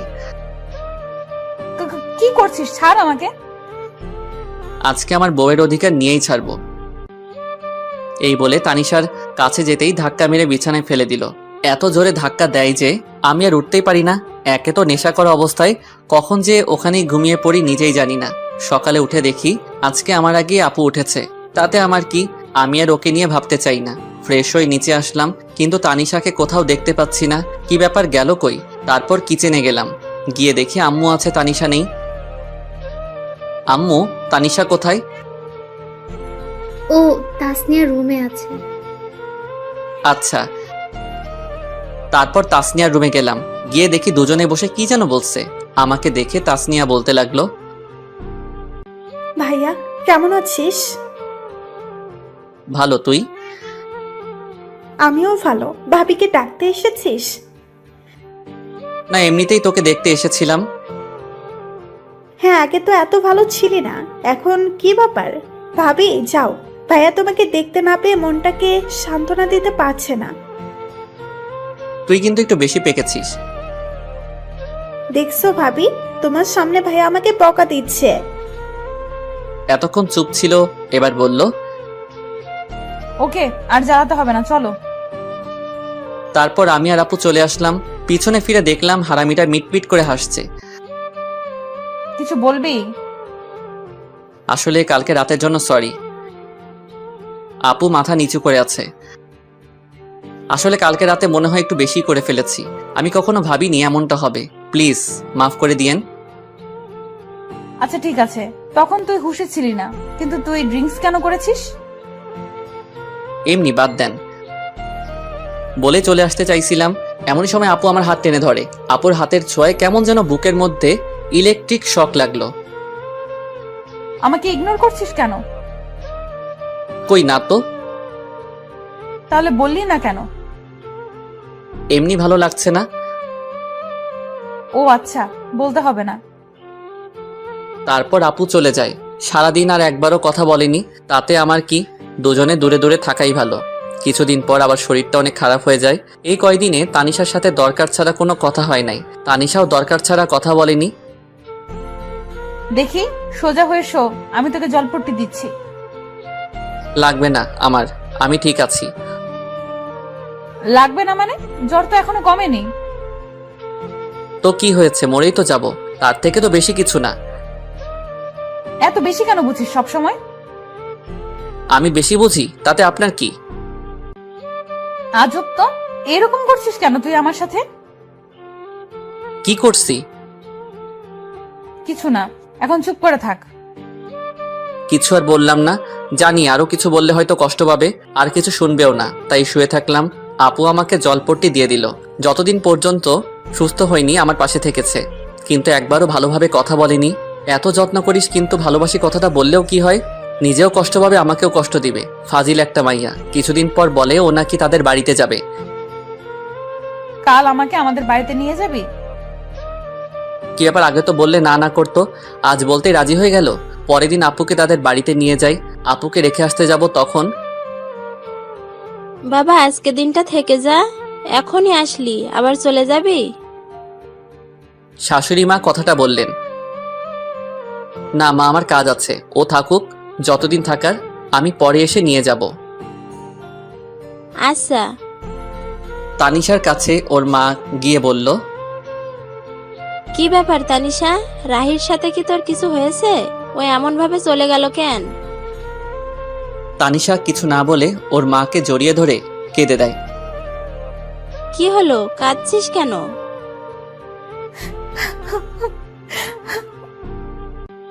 কি হয়েছে পাগলি মেয়ে, এভাবে কাঁদছিস কেন?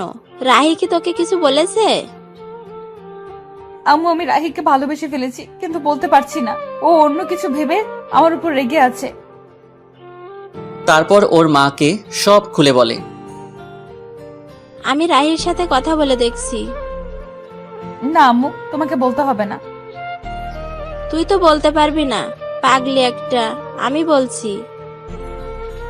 না, আমিই বলবো, তারপর যা হবার হবে।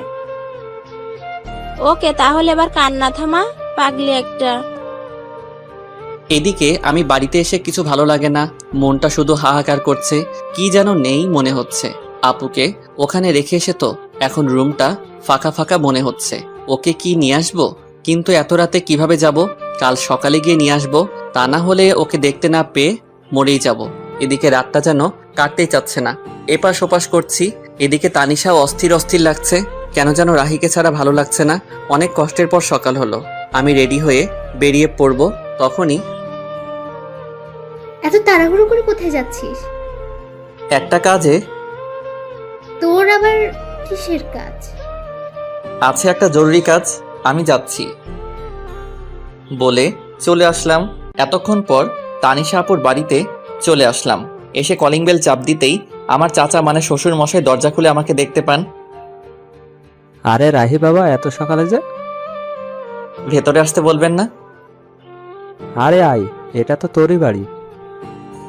কে এসেছে গো? দেখে যাও, তোমার মেয়ে জামাই এসেছে। ও রাহি, বাবা ভিতরে এসে বসো। আম্মু, তানিশা কই? ওর ঘরে আছে। আচ্ছা। আমি আর এক মুহূর্তে এখানে না দাঁড়িয়ে আপুর রুমে চলে এলাম। এসে দেখি মহারানী মন খারাপ করে শুয়ে আছে। আমি একটু আওয়াজ করলাম, দেখলাম কোনো সারা শব্দ নেই। আপনার কি মন খারাপ? দেখি আমার কথা শুনে আমার দিকে তাকালো, কিন্তু ওকে দেখে মনটা খারাপ হয়ে গেল। মহারানী শুয়ে শুয়ে কান্না করছিল। তুই এখানে এসেছিস কেন? কেন, আমার শ্বশুর বাড়িকে আমি আসতে পারি না? না, আসবি না, চলে যা এখান থেকে।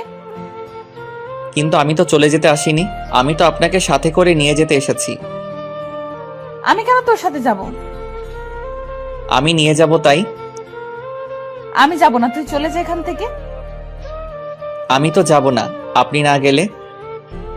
কেন? আমি তোর কে? আপনি আমাকে চাচাতো বউ। এসেছে বউ বউ করতে, যাব না আমি। তানিশা, বললাম তো যাব না। আমি তোমাকে অনেক ভালোবাসি, নিজের থেকে অনেক বেশি। চলো আমার সাথে। কি বললি? ভালোবাসি। কাকে? তোমাকে। প্রথম দিন কি বলেছিলাম? আমি এত কিছু জানি না, আমি জানি তুমিও আমাকে ভালোবাসো। আমার ভেবে দেখতে হবে। আচ্ছা, কিন্তু বাড়িতে চলো আমার সাথে প্লিজ। কিন্তু আব্বু তো আজকে যেতে দিবে না। সেটা আমি দেখতেছি, চলো। তারপর আমি ওকে নিয়ে চলে আসতে লাগলাম। আরে তোমরা কই যাও? চাচা বাড়ি যাব। কিন্তু এখনই তো এলে। আমাদের দরকার আছে। ওদের যেতে দাও। তারপর আমি আর তানিশা বাড়ির উদ্দেশ্যে রওনা দিলাম। আজকে এসে আজকেই চলে গেল, বুঝলাম না তুমি আটকালে না কেন? তারপর চাচি সব খুলে বললেন। এরা পারেও বটে, দেখো এখন সব ঠিক হয়ে যাবে। হুম। আমি তানিশাকে বাড়িতে নিয়ে আসলাম। বাড়িতে আসতে আম্মু বলল, কিরে, কালকে দিয়ে আসলি আবার আজকে নিয়ে আসলি? অমনিও থাকতে চাইছিল না তাই। এই জন্যই সকাল সকাল খুব জরুরি কাজ, এইটাই ছিল। আমি আর কথা না বলে তানিশাকে রুমে নিয়ে আসলাম। রুমে আসতে দেখি ও আমার দিকে রাগী লোক নিয়ে তাকিয়ে আছে। আমি ভয়ে বললাম, কি ব্যাপার, অমন করে তাকিয়ে আছেন কেন? আমি থাকতে চাইছিলাম না, তাই না? মানে না। তোর আজকে কি করে দেখ। হয়েছে আপনাদের রোমান্স করা? হঠাৎ কথা শুনে দুজনেই চমকে উঠে যাই। তুই এখানে কিছু বলবি? বলতেই তো আসছিলাম, কিন্তু তোমাদের রোমান্সের মাঝে চলে আসলাম। তেমন কিছু না। ভাইয়া, আমি কানা না, আমি তোর থেকে বেশি দেখতে পাই। কি বলবি বল। আমায় কিছু টাকা দে তো। কত লাগবে? 500। আব্বুর কাছে থেকে নে। না, তুই দে, আব্বু বকা দিবে। পরে এসে নিয়ে যাস। ওকে, তোরা রোমান্স চালিয়ে যা। তোকে আজকে। চুটকি দৌড়ে চলে যায়। তানিশার দিকে তাকিয়ে দেখি লজ্জায় লাল হয়ে আছে। চুটকি কোথায় এত লজ্জা পাবে জানতাম না, তবে এখন আরো বেশি কিউট লাগছে। রাতে খাবার খেয়ে আমি খেতা বালিশ নিয়ে নিচে শুতে যাব, তখন এই, তুই বিছানায় ঘুমা। আর আপনি? আমি বিছানায় ঘুমাবো। মানে আপনি আমার সাথে ঘুমাবেন? বেশি খুশি হইস না, মাঝখানে এই বালিশ থাকবে, বালিশের এই পাশে একদম আসবি না। না হলে? তোর খবর আছে। বেডি কয় কি, বউয়ের কাছে নাকি যেতে পারবো না? কি কপাল আমার। কিছু বলছিস? না। এখন ভালো ছেলের মতো ঘুমা। আমিও ঘুমিয়ে পড়ি। মাঝরাতে হঠাৎ ঘুম ভেঙে যায়। উঠতে যাব, তখনই ভারী কিছু অনুভব করলাম। তাকিয়ে দেখি আমার বুকের উপর শুয়ে আছে আপু।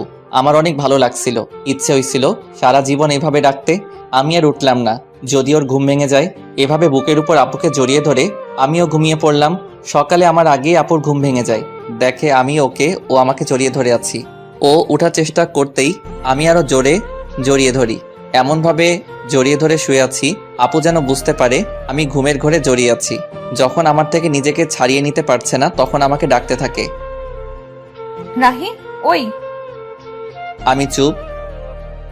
ওঠ আর ছাড় আমাকে। ও সরি। ওকে ছেড়ে এমন ভাব করলাম যেন আমি কিছুই জানি না, আমি বুঝতে পারি নাই। ঠিক আছে। মনে মনে আমি হাসছিলাম। মাইয়া দেখি একটু একটু করে লাইনে আসছে।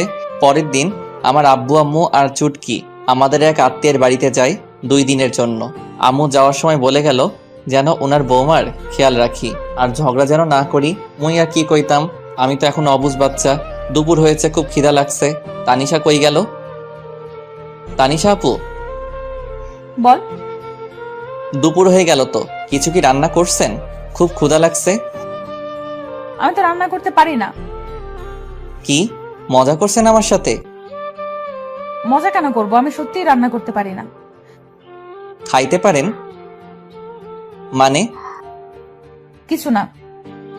হারামজাদি কয় কি রান্না করতে পারে না, শুধু গিলতে পারে? মেয়ে হয়ে এখনো রান্না করতে শিখেননি? আম্মু কখনো রান্না করতে দেয়নি। মেয়ে মানুষ যখন হয়েছেন একটু তো রান্না করা শিখতে পারতেন। রান্না করতে পারেন না? বিয়ে করে বরকে কি করে খাওয়াতেন? এখন কি হবে আমার? বিয়ে তবে করলি কেন?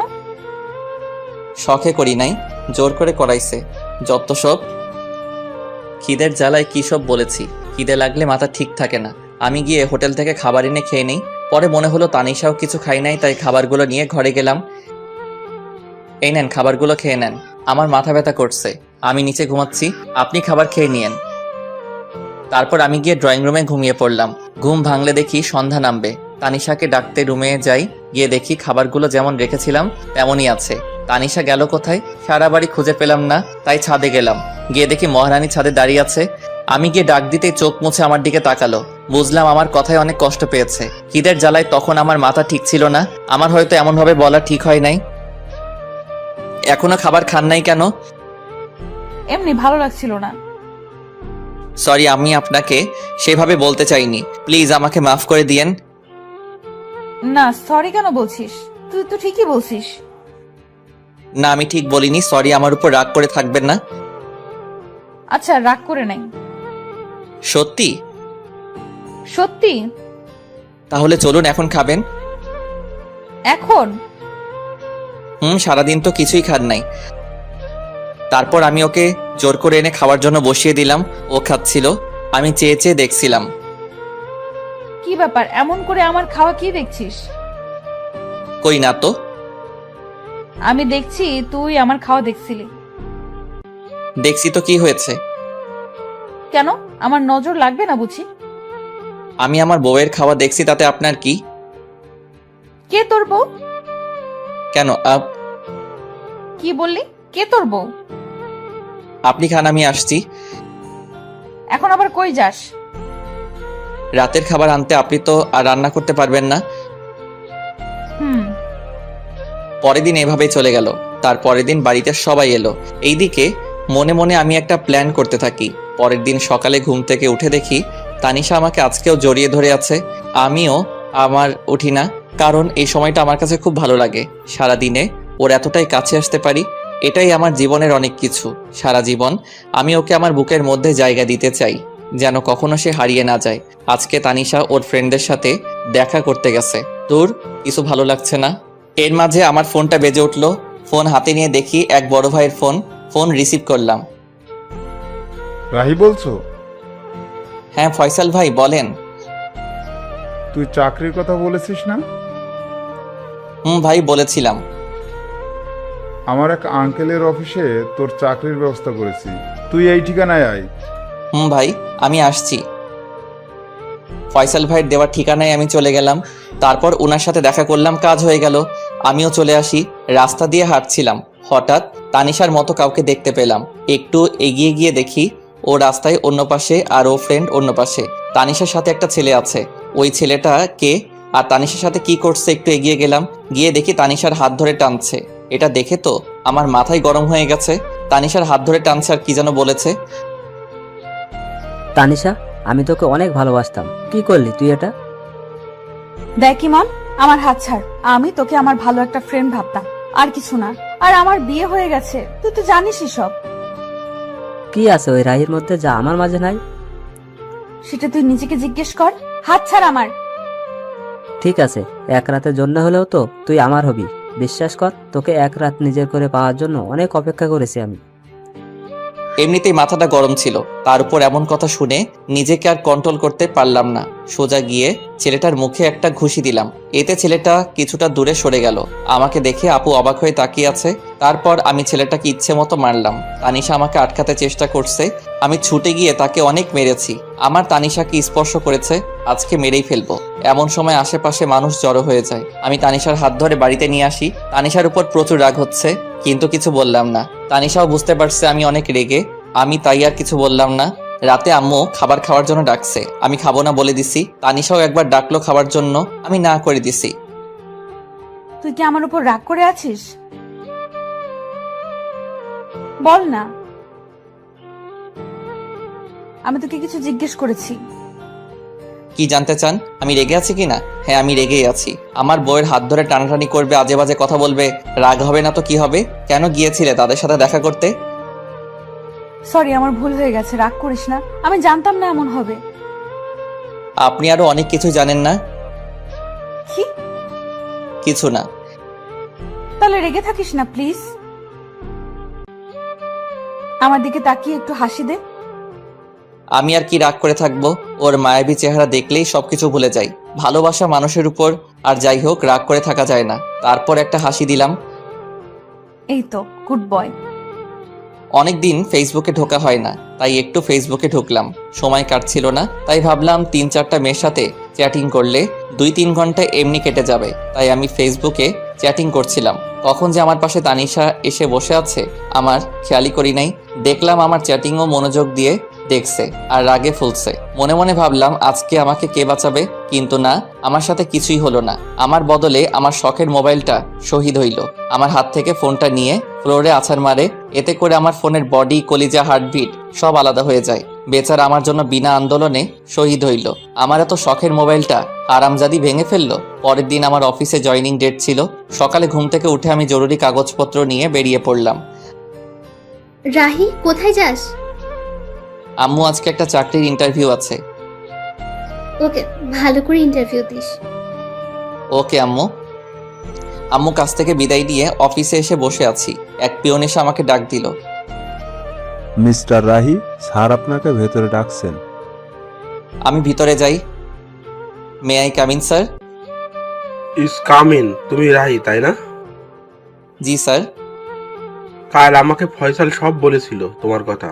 তোমার ফাইলগুলো আমাকে দাও। এই নেন। মিস্টার সাব্বির, ওনাকে ওনার কেবিন দেখিয়ে দিন। ওনার পিয়ন কে বললেন? আসুন আমার সাথে। চলুন। উনি আমাকে কেবিন দেখিয়ে চলে গেল। আমি কিছুক্ষণ বসেছিলাম, তারপর স্যার ডাকলো। স্যার, আমার চাকরি হয়ে যাবে তো? আরে তোমার চাকরি তো কালকেই হয়ে গেছে। আমি শুধু তোমার ফাইলগুলো একটু দেখছিলাম। সত্যি স্যার? এবার বলো, তোমার স্যালারি কত দিলে চলবে? আমি কি বলবো স্যার, আপনি বলেন। 30,000 হলে চলবে? আপনি যা ভালো বোঝেন স্যার। ফয়সাল আমার ছেলের মতো, তাই তুমি কোনো চিন্তা করো না। আজ থেকে তুমি এই কোম্পানির ম্যানেজার, ওকে? ধন্যবাদ স্যার। তারপর আমি অফিস থেকে চলে আসি। আজকে আমার অনেক খুশি লাগছে। হঠাৎ মনে পড়লো আজকে তো তানিশার জন্মদিন, ওকে আজকে সারপ্রাইজ দিতে হবে। বাড়ি আসার সময় সব জিনিসপত্র নিয়ে এলাম, আর সবার জন্য মিষ্টিও নিয়ে এলাম। আম্মু দরজা খুলে দিতেই আম্মুকে মিষ্টি খাওয়ালাম। মিষ্টি কি জন্য? আম্মু, আমার নতুন চাকরি হয়ে গেছে। এটা তো খুব ভালো কথা, তোর আব্বু শুনলে অনেক খুশি হবে। আম্মু, চুটকি কই? কি ব্যাপার, আজকে তানিশাকে না খুঁজে তাসনিয়াকে? আম্মু, তুমি না? ওর ঘরে আছে। আমি গিয়ে চুটকির সাথে দেখা করলাম, তারপর রুমে চলে এলাম। তানিশাকে বললাম আমার সাথে একটু আসতে। কোথায় যাব? আমার সাথে চলুন না। তারপর আমি ওকে ছাদে নিয়ে গেলাম। ছাদে যাওয়ার আগেই আমি ওর চোখ বন্ধ করে নিলাম। কি করিস? চুপ। আমি ছাদে নিয়ে গিয়ে চোখ ছেড়ে দেই। তানিশা চোখ খুলে অবাক হয়ে যায়। ছাদের মধ্যে মোমবাতি দিয়ে লেখা happy birthday to you Tanisha. আমি ওর সামনে হাঁটু গেড়ে বসে বললাম, happy birthday Tanisha. Thank you so much. I love you Tanisha, I really love you. এই বলে আমি তানিশার হাতে আংটি পরিয়ে দেই, কিন্তু এর মধ্যে তানিশার কোনো রিয়াকশন নেই। আমি অবাক হয়ে যাই। কিছু বলছো না যে? আমি কি তোমার ভালোবাসার যোগ্য না? সেটা না। আজকে যদি তুমি কিছু একটা না বলো তাহলে আমি বলেই চাকু নিয়ে হাতে ধরি। কি করছিস কি? আজকে যদি ভালোবাসার কথা না বলো তাহলে আজকে আমি হাত কেটে ফেলবো, আর এই জীবন রাখতে চাই না। বলেই চাকু দিয়ে হাতে টান দিতেই যাব, তখন তানিশা দৌড়ে এসে চাকু ফেলে দিয়ে জড়িয়ে ধরে কান্না করতে করতে, কি করছিস তুই? তোর কিছু হলে আমার কি হবে? কেন, তুমি তো আমাকে ভালোবাসো না? কে বলছে? অনেক ভালোবাসি তোকে। তাহলে বলনি কেন আগে? এমনি। তুই কখনো বলেছিস? বলেছি। ভালো করছিস। ভালোবাসি। জানি তো। অনেকক্ষণ তানিশা আর আমি একে অপরকে জড়িয়ে ধরে থাকি। কেকটা কাটো। তোর মনে ছিল? আমার একমাত্র বউয়ের জন্মদিন আমার মনে থাকবে না? হয়েছে হয়েছে, আর পাম মারতে হবে না। তারপর আমি আর তানিশা মিলে কেকটা কাটি। আমি ওকে খাইয়ে দেই আর ও আমাকে খাইয়ে দেয়। এই মুহূর্তটা আমার কাছে মনে হলো নতুন অনুভূতি। এতদিন পর আজকে আমার খুশি লাগছে। অনেক রাত হয়েছে, চলো এখন। এমন ভাবে যাব না। তাহলে? আমি হেঁটে যেতে পারবো না। তাহলে কিভাবে যাবেন?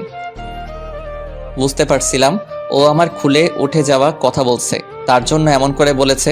আমি না বোঝার ভান করলাম। সব কথা কি মুখে বলতে হয়? বুঝতে পারছি। বলে তানিশাকে খুলে তুলে নিলাম, আমার গলা জড়িয়ে ধরলো। আমি ছাদ থেকে ওকে রুমে নিয়ে আসলাম। রুমে এসে তো তানিশা অবাক হয়ে যায়। রুমটা এত সুন্দর করে কে সাজালো? তানিশার পছন্দ সব ফুল দিয়ে সাজানো। পছন্দ হয়েছে? অনেক। কে করলো এসব? সেটা না হয় পরে জানবে। ওকে। তারপর আমি দরজা লাগিয়ে তানিশাকে বিছানায় ফেলে দেই। আমি তানিশার উপরে উঠে ওকে দেখতে থাকি। তানিশা আমাকে ধাক্কা দেয়, কিন্তু লাভ হয় না। আমি ওর কাছে যেতেই তানিশা লজ্জায় চোখ বন্ধ করে নেয়। আমি ওর গোলাপি ঠোঁটে কিস করতেই ও কেঁপে ওঠে।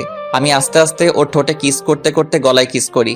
এরপর তানিশা নিজেই আমার উপর ঠোঁটে কিস করতে শুরু করে। তারপর আমার দুজনেই হারিয়ে যায় ভালোবাসার অতল সাগরে। সকালে আমার আগেই তানিশার ঘুমটা ভেঙে যায়। তানিশা দেখে আজকেও আমার বুকের উপর শুয়ে আছে। তানিশার কাছে আজকে সকালটা একদম অন্যরকম। অনেক খুশি খুশি লাগছে, কিন্তু কাল রাতের কথা মনে পড়তেই কিছুটা লজ্জা পাই। তাকিয়ে দেখে এখনো রাহি ঘুমিয়ে আছে। তাই রাহির কপালে আলতো করে একটা কিস দেয়। এতে রাহি তানিশাকে আরো শক্ত করে জড়িয়ে ধরে। তানিশা বুঝতে পারে রাহি জেগে আছে এখনো, তাই রাহির কাছ থেকে ছাড়ার জন্য চেষ্টা করে, কিন্তু পারে না। রাহি আরো শক্ত করে জড়িয়ে ধরে কিস দেয়। কি মশাই, সারা রাত তো ঘুমাতে দেন নাই, এখন আবার কি? এখন ওইটা? একদম না। সারা রাত আদর করে শখ মেটেনি। না, এখন একটু।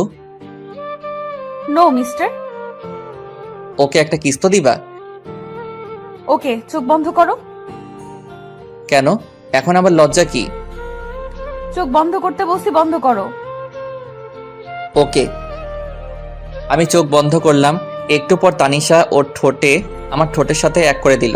বাহ, সকাল সকাল এমন মিষ্টিকে ঘুম ভাঙলে লাইফটাই সুন্দর হয়ে যেত। তারপর তানিশা গোসল করতে চলে যায়। আমি শুয়ে রইলাম। তানিশা গোসল করে এসে দেখে আমি এখনো ঘুমিয়ে আছি। কি ব্যাপার, উঠবে না নাকি সারাদিন শুয়ে থাকবে? এই শোনো। তানিশা চুল মুছতে মুছতে আমার কাছে আসতেই আমি টান দিয়ে আমার কাছে নিয়ে আসি। এতে ওর ভিজা চুল আমার মুখের উপরে পড়ে। চুল থেকে এত সুন্দর সুগন্ধি আসছিল, সেটা মনে হয় সব পারফিউমকে হার মানাবে। তানিশা আমাকে মুখের উপর থেকে চুলগুলো সরিয়ে নেয়, মেজাজটা খারাপ করে দিল। কত সুন্দর লাগছিল, দিল তো 12টা বাজিয়ে। কি হলো এটা? তুমি তো আমাকে তোমার উপর ফেলে দিলে। চুলগুলো কেন সরালে? কত ভালো লাগছিল। আমি জানি না কি মাথা মোটা। কি বললে? কিছু না। আজকে তোমাকে এত সুন্দর লাগছে কেন? আগে সুন্দর লাগতো না বুঝি? আগে লাগতো, কিন্তু তার থেকে বেশি এখন লাগছে। মন চাচ্ছে সারাদিন আজকে তোমাকে আদর করি। চুপ বদমাইশ। এবার ছাড়ো, অনেক দেরি হয়ে যাচ্ছে, বাইরে যেতে হবে। ওকে। তানিশা চলে যায়, আমিও ঘুম থেকে উঠে ফ্রেশ হতে যাই। তানিশা কিচেনে আম্মুর কাছে গিয়েছে রান্না শিখতে। তুই এখানে কেন এলি? আমাকে তো কোনো কাজই করতে দাও না, তোমার একটু হেল্প করি। কি ব্যাপার, তুমি এইভাবে হাসতেছো কেন? তোকে কাজ করতে হবে না, রাহির কাছে যা। যাচ্ছি, তবে হাসছো কেন বলবে তো? তারপর তানিশা চলে যায় আমার কাছে। কি ব্যাপার ম্যাডাম? আম্মু আমাকে দেখে বারবার এভাবে হাসছে কেন? কি বলো? হ্যাঁ বললাম, হাসছো কেন? বলে কিছু না, তোমার কাছে যেতে বলেছে। আমি ওর দিকে একটু ভালো করে তাকিয়ে হাত ধরে ঘরে নিয়ে আসলাম। কি হলো, এইভাবে নিয়ে আসলে কেন? এই দেখো। আমি আয়নার কাছে ওকে দাঁড় করিয়ে গলায় আর ঘাড়ে দেখালাম। ও আল্লাহ, এসব দাগ! তুমি এসব না দেখে গিয়েছিলে কেন? আমি বুঝি নাই। সরি, কাল রাত হয়তো অনেক ব্যথা লেগেছে তোমার। আমার এমন করা ঠিক হয়নি। তোমার ভালোবাসার কাছে কখন যে ব্যথা লেগেছে বুঝতেই পারি নাই। আমি সকালে নাস্তা করে অফিসে চলে গেলাম। আজকে প্রথম দিন, তাই লেট করলাম না। আমি অফিসে চলে আসায় তানিশার ভালো লাগছিল না, তাই ও চুটকির কাছে যায়। কি ব্যাপার ভাবি, আজকে তুমি এত সকালে উঠেছো? রোজই তো উঠি। আমি তো ভাবছি আজকে সারাদিন ঘুমাবে। কেন?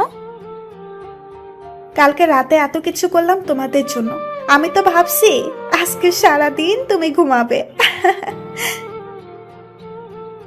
কি তার মানে তুই ঘরটা সাজাইছিলি? জি, আর আমি জানতাম তোমাকে ভাই সারপ্রাইজ দিবে। আগে থেকেই সব জানতি, আমাকে বললি না? শয়তাননি। বললে ভাই আর কি হতো, আমার ভাই আমার কিউট ভাবিটাকে কত ভালোবাসে। তোরা দুই ভাই বোন আস্ত বদের হাড্ডি। আমার কিউট ভাবি। কি ব্যাপার, এত তেল মারছিস কেন? কিছু না।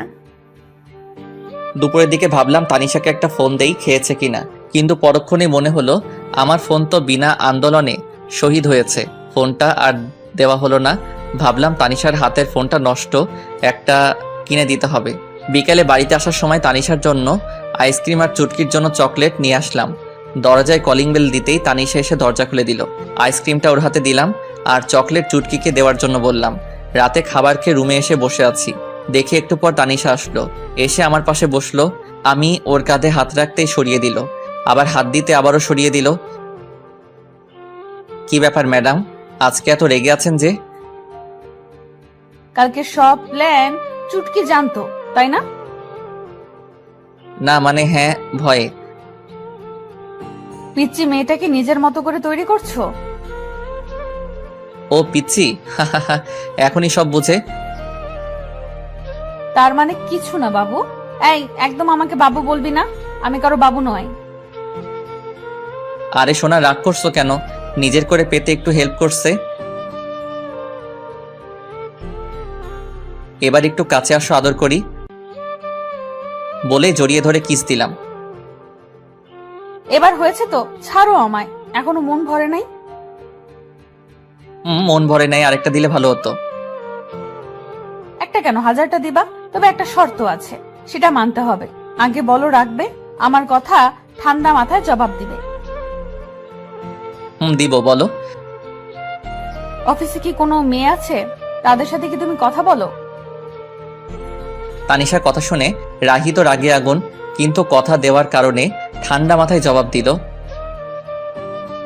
দেখো, অফিসে মেয়ে মানুষ থাকবে এটা স্বাভাবিক, কিন্তু তাদের সাথে প্রয়োজন ছাড়া কথা বলি না। তাদের সাথে কি হেসে হেসে কথা বলো? যদি বলো এখন থেকে আর বলবে না, কেমন? ঠিক আছে, কিন্তু তারা যদি বলে?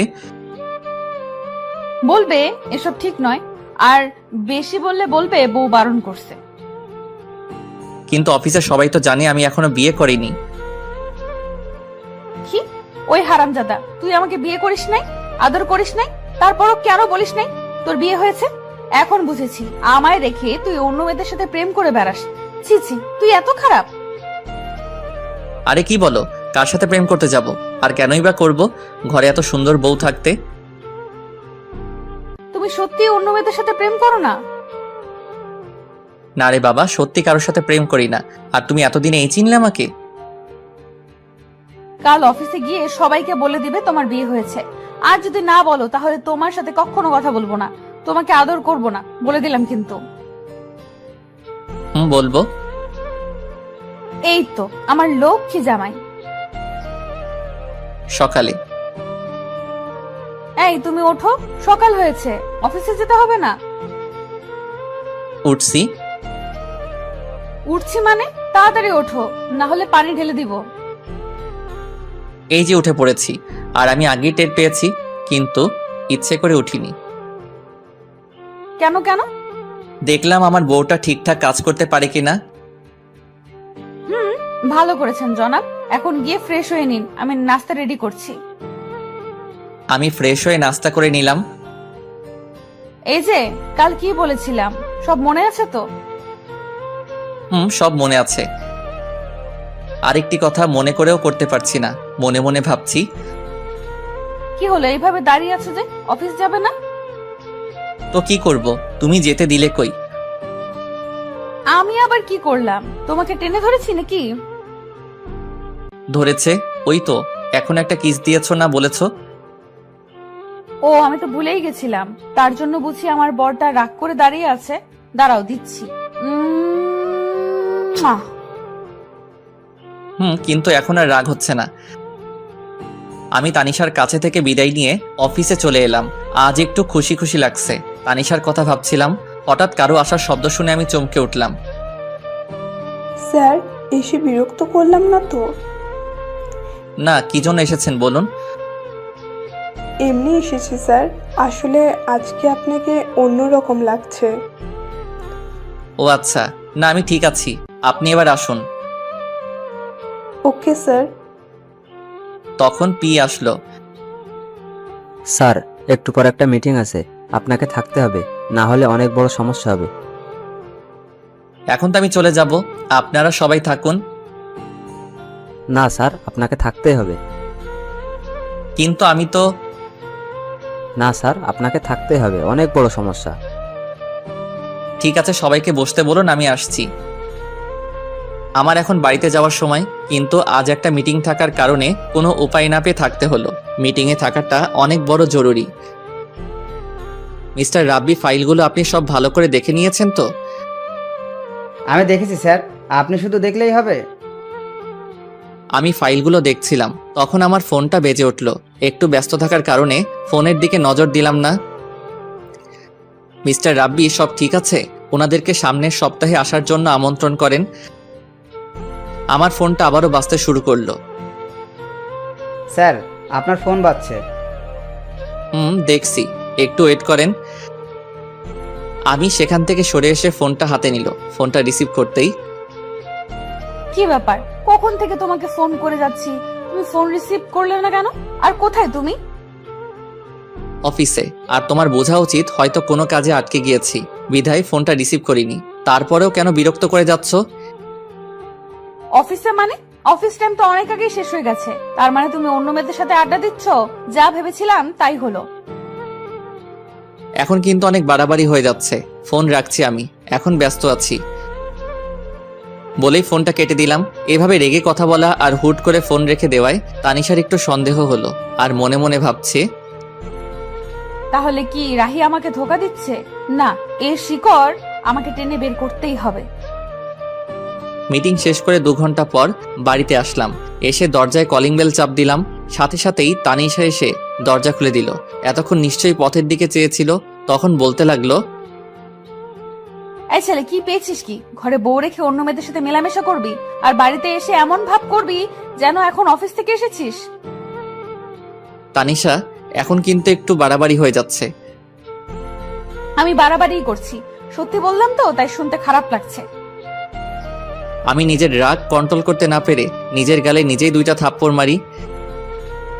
এমনিতেই আজকে কাজের অনেক ধকল গেছে, তার উপর বাড়িতে আসতে না আসতে কি সব শুরু করে দিয়েছো।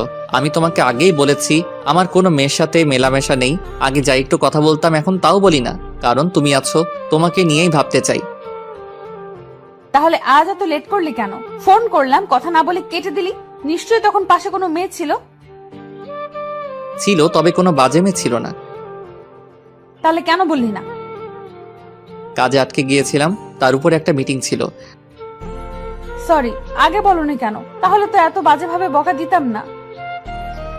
আমার বুকের উপর ঠুস করে মাথা রেখে কথাগুলো বলল, আমাকে বলার সুযোগ দিয়েছো তুমি। সরি বাবা, এবার ফ্রেশ হতে যাও। রাতে খাবার খেয়ে যে যার মতো রুমে চলে গেল। আমি রুমে এসে অভিমান করে বসে আছি।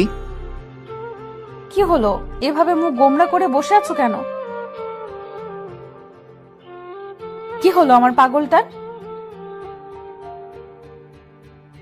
কি হলো, এভাবে মুখ গোমড়া করে বসে আছো কেন? কথা না বললে কিন্তু আমি অন্য রুমে চলে যাব বলে দিলাম। যাও না কেন, আটকে রেখেছে। তুমি এখনো আমার উপর রেগে আছো? এই যে কান ধরছে, আর কখনো এমন হবে না। সরি বাবু। এসব বলে কাজ হবে না, ঘুষ লাগবে। ঘুষ দেওয়া এবং নেওয়া আমি পছন্দ করি না। তানিশা বুঝতে পারছে আমি কিসের নেশায় ধরেছে, তাই একটু দুষ্টুমি করে বলল, তুমি পছন্দ করতে হবে না, আমি পছন্দ করি, তাই আমি ঘুষ নিব। আমি না দিলে তুমি কিভাবে নিবে? না দিলে জোর করে আদায় করে নিব। বলি তানিশার দিকে এগোচ্ছি আর তানিশা পিছনে যাচ্ছে। একদম কাছে আসবে না, আসলে কি করব? খারাপ হয়ে যাবে কিন্তু। খারাপটাই তো দেখতে চাই। এই বলে আমি তানিশার কাছে গিয়ে গলায় কিস করে আস্তে আস্তে ঘাড়ে চুমু দিচ্ছিলাম। এরপর দুজনের নিঃশ্বাস ঘন হয়ে যায়। এরপর আমি তানিশাকে কোলে করে নিয়ে বিছানায় ফেলে দেই। অনেক খুনসুটি দুষ্টামি করে দুজনেই ঘুমিয়ে পড়ি। আজকে একটু বেলা হয়ে গেছে, কারো ওঠার নামগন্ধ নেই। তখন আম্মু ডাক দিল, কি হয়েছে রাহি? অনেক বেলা হয়ে গেছে, এখনো উঠছিস না? অফিসে দেরি হয়ে যাচ্ছে তো। আম্মু একটু ঘুমাই। আর ঘুমাতে হবে না, আর ঘুমালে তোমার অফিসে যাওয়া হবে না। আচ্ছা, উঠছি। তারপর আমি ফ্রেশ হয়ে নাস্তা করে অফিসে চলে এলাম। দেখি রাব্বি আমার কেবিনে বসে আছে। কি ব্যাপার? কিছু না স্যার, অন্য দিনের তুলনায় আজকে একটু লেট হয়েছে। আচ্ছা যাও, কাজ করো গিয়ে। রাব্বি চলে গেল। আমি কেবিনে বসে কাজ করছিলাম, তখন আমার ফোনটা কান্না করে উঠলো। ফোনটা হাতে নিয়ে দেখি অচেনা নম্বর। খুব বিজি, আমাকে একটু সময় দিতে পারো না? আপনি কোথাও ভুল করছেন, আমি আপনাকে চিনি না, আর নাম্বারটাও কোনোদিন দেখিনি। ও, এখন তো মনে থাকবেই না। বিয়ের আগে কত কিছু করেছো, বিয়ে করার সাথে সাথে সব শেষ। আপনি কে বলুন তো? বলবো না। ওকে বাই, আমি ফোন রেখে দিলাম।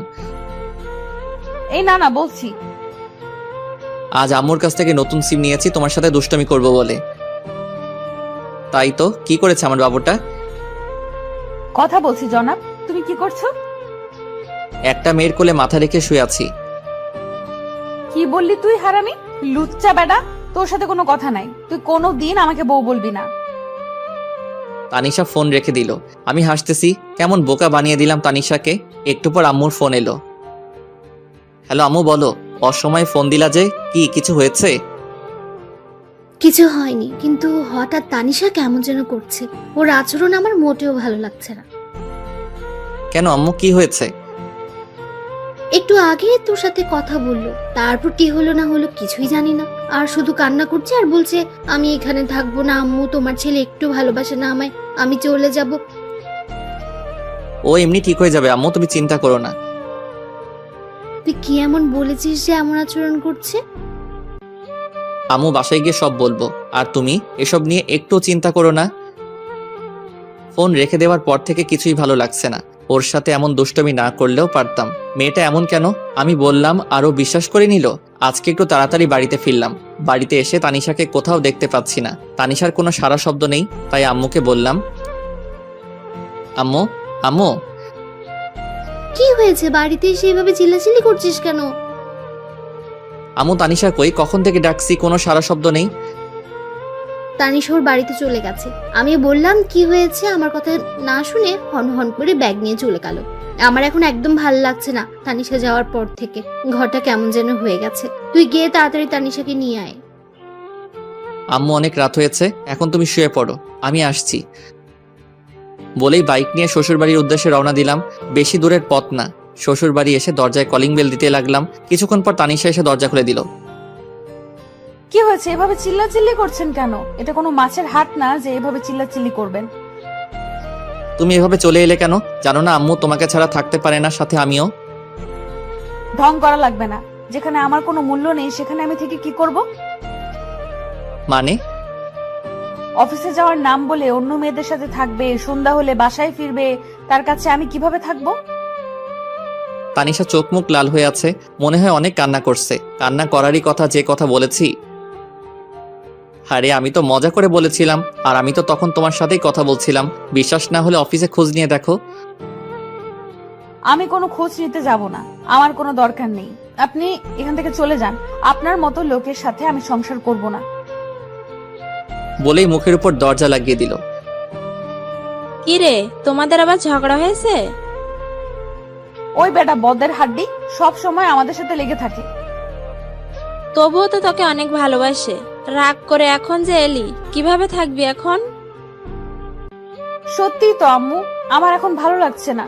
কেন যে ওকে রাগে তাড়িয়ে দিলাম। ওকে ফোন দে।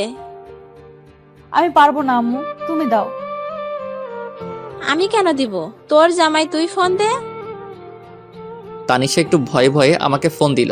হঠাৎ আমার ফোনটা বেজে উঠল। পকেট থেকে ফোনটা বের করে দেখি তানিশা ফোন দিয়েছে, তাই একটু দেরি না করে ফোন রিসিভ করলাম। হ্যালো তানিশা। কেউ যদি আমাকে ভালোবেসে থাকে তাহলে এসে নিয়ে যেতে পারে। এইটুকু বলেই ফোনটা কেটে দেয়। বুঝতে পারলাম পাগলিটার রাগ কমেছে, তাই দেরি না করে ওকে নিতে চলে এলাম। এসে দেখি ও রেডি। চাচিকে না মানে শাশুড়ি মাকে বলে নিয়ে আসলাম। রাস্তায় আমার সাথে একবারও কথা বলেনি, তাই আমি আগে বলি সরি। তুমি এতটা রাগ করবে বুঝতে পারিনি। আমি তো এমনি মজা করে কথাটা বলেছিলাম। তুমি জানো না আমি তোমাকে কতটা ভালোবাসি। এসব বললে আমার কষ্ট হবে না? সরি, আর কখনো এমন বলবো না। এবার প্লিজ একটু হাসো। হয়েছে? এই তো আমার লক্ষ্মী বউ। বাসায় আসতে আম্মু তানিশাকে দেখে বলতে থাকে, কি রে মা, রাগ করে এভাবে এখান থেকে চলে গিয়েছিলি কেন? জানিস না তোকে ছাড়া এখন এই বাড়িটা ফাঁকা ফাঁকা লাগে? আর যাব না আম্মু, তোমার ছেলেকে বলো আমার সাথে যেন না লাগে। রাহি, তুই সবসময় আমার মেয়েটার পেছনে লেগে থাকিস কেন? তানিশা, তোর সাথে আর এমন করলে আমাকে বলবি, তখন মজা দেখাবো হারামজাদাকে। ওকে।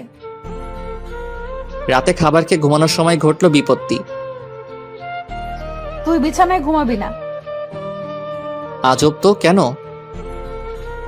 আমি বলছি তাই।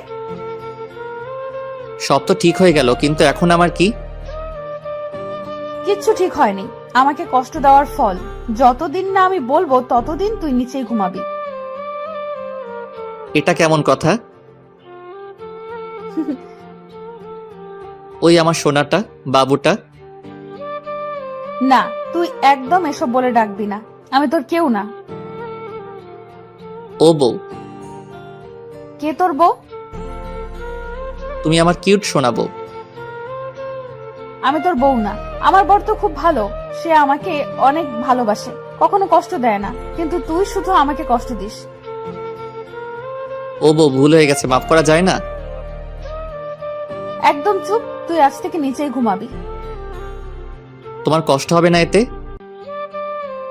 আমার কোনো কষ্ট হবে না। ওকে, গুড নাইট। হুম।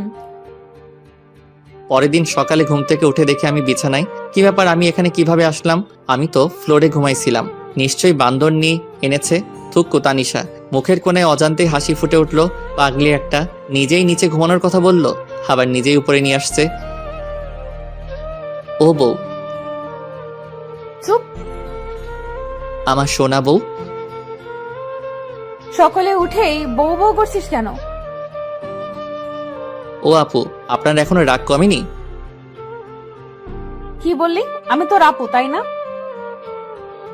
এইবার তো মনে হয় আমি শেষ। না মানে চাচাতো বোন যখন বউ, তাই তো? একদম চুপ, বেয়াদব। রাগ কেন বাবু? সরি বলছি তো। রাখ তোর সরি, তোর সরির গুষ্টি মারি। তানিশার সাথে ঝগড়া করছিলাম, তখনই চুটকে এসে ডাক দিল। ভাইয়া, তোকে আর আপুকে আব্বু ডাকছে, তাড়াতাড়ি আয়। তুই যা, আসছি। তাড়াতাড়ি আয়। তারপর আমি আর তানিশা আব্বুর কাছে গেলাম। আব্বু কিছু বলবে? তোমাদের সাথে কিছু কথা ছিল। কি বাবা? আসলে তোমাদের বিয়ে করার পর অনেক সমস্যা গেছে আমাদের পরিবারের উপর। দোকানটাও শেষ হয়ে যায়, হাতে টাকাও ছিল না। এখন সব ঠিক আছে, তাই তোমরা কিছুদিন ঘুরে আসো। এই নাও টিকিট। কক্সবাজারে আমার সব ব্যবস্থা করা আছে। আচ্ছা আব্বু, আমি তো মহা খুশি। পরের দিন আমরা কক্সবাজারের উদ্দেশ্যে রওনা দেই। ওখানে পৌঁছাতে অনেক সময় লাগে, তাই আমরা সোজা হোটেলে চলে যাই। তারপর ফ্রেশ হয়ে খাবার খেয়ে রেস্ট নেই, কারণ অনেকটা পথ জার্নি করে এসেছি। পরের দিন ঘুম থেকে উঠে আমি ফ্রেশ হওয়ার জন্য ওয়াশরুমে যাই। গিয়ে দেখি তানিশা গোসল করছে। আমাকে দেখে চিৎকার করে ওঠে। আসার সময় নক করবি তো? আমি কিভাবে জানবো তুমি ভিতরে? আর দরজা নক করো নাই কেন? তুই ঘুমিয়েছিলি তাই নক করি নাই। ও, বের হ এখন। কেন, আমি থাকলে প্রবলেম কি? যেতে বলছি যা। না, আমি বাথরুমের দরজাটা নক করে ওর দিকে এগিয়ে যাই। তানিশা ভয় পিছনে যেতে থাকে। আমি তানিশার অ্যাক্টিভারের কাছে যেতেও ও চোখ বন্ধ করে নেয়। তারপর আমি চলে আসি। তানিশা হাত ছেড়ে বাঁচলো। এখনো কি আমার উপর অভিমান করে আছো? প্লিজ আমার দূরে দূরে রেখো না, অনেক কষ্ট হচ্ছে আমার। আমি গিয়ে ওর হাত ধরি। প্লিজ তানিশা কিছু না বলে আমাকে জড়িয়ে ধরে। কখনো ছেড়ে যাবি না তো? জীবন থাকতেও না। কখনো যাবে না তো? বাঁচতে হলে একসাথে বাঁচবো, মরতে হলে একসাথে মরবো। প্রমিস? প্রমিস। ওই, হুম। আমার না ছোট একটা রাহি লাগবে। তাই? হুম। কিন্তু আমার যে ছোট্ট একটা তানিশা লাগবে। তানিশা লজ্জা পেয়ে আমার বুকে মুখ লুকায়। আমি ওকে কোলে করে নিয়ে বিছানায় ফেলে দেই। ওর ঠোঁটের সাথে আমার ঠোঁট এক করে দেই। তারপর কি হলো সেটাও কি বলতে হবে? আপনাদের কি লজ্জা শরম কিছু নেই? এটা জানার জন্য বসে আছেন? জান মিয়া। 1 বছর পর আমি মাথায় হাত দিয়ে বসেছিলাম, ঠিক তখনই। স্যার, আপনার মেয়ে হয়েছে। তানিশা কেমন আছে? ভালো না, শেষবারের মতো দেখে আসেন। কি বলছেন এসব? আমি কেবিনে গিয়ে, এই তানিশা উঠো, দেখো আমাদের মেয়ে হয়েছে, তোমার মতোই মিষ্টি।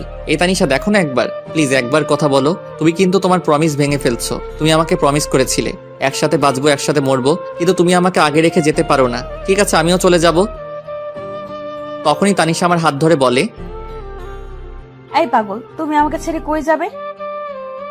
কোথাও না, আমার পাগলিটাকে বুকে নিয়ে রাখবো। তানিশাকে জড়িয়ে ধরেছিলাম, তখনই আমাদের রাজকন্যা কোথায় দেখি? তানিশা আমাকে ছেড়ে দিয়ে, এখানে আছে আম্মু। সবাই দেখি সরো, আমি বাবুটাকে দেখব। চুটকি বাবুকে দেখে বলতে থাকে, আমি একটু কোলে নেই। তারপর বাবুটাকে কোলে নিয়ে বলে, আপু, বাবুটা একদম দেখতে তোমার মতো কিউট হয়েছে। ওকে আমার কাছে দে, ও আমার মেয়ে। তোর মেয়ে? আমি কি খেয়ে ফেলছি নাকি? এই কথা শুনে সবাই হেসে উঠল। তারপর আমার মিষ্টি মেয়েকে নিয়ে সবাই আনন্দ করলো। সন্ধ্যার সময় আম্মু আব্বু তোমরা বাসায় চলে যাও, আমি তানিশার কাছে আছি। ঠিক আছে, আমরা এখন আসি, কিছুক্ষণ পরে খাবার নিয়ে আসবো। আচ্ছা। তখন তানিশা বলল, রাহি এদিকে এসো। বলুন মহারানী। এখানে এসে বসো। তাহলে তোমার মিষ্টিটা দাও। দেখছে তো? কে দেখছে? তোমার পাঠক পাঠিকা। এই যে পাঠক পাঠিকা ভাই বোন, আর কতদূর যাবেন? এখন আমাদের প্রেম করতে দেন। ভুল ত্রুটি হলে ক্ষমার দৃষ্টিতে দেখবেন। পুরো গল্পে আমার সাথে থাকার জন্য ধন্যবাদ। কেমন হয়েছে গল্পটি বড় করে কমেন্ট করে যাবেন। তারপরের গল্পটা দেখতে হলে অবশ্যই সঙ্গে থাকবেন।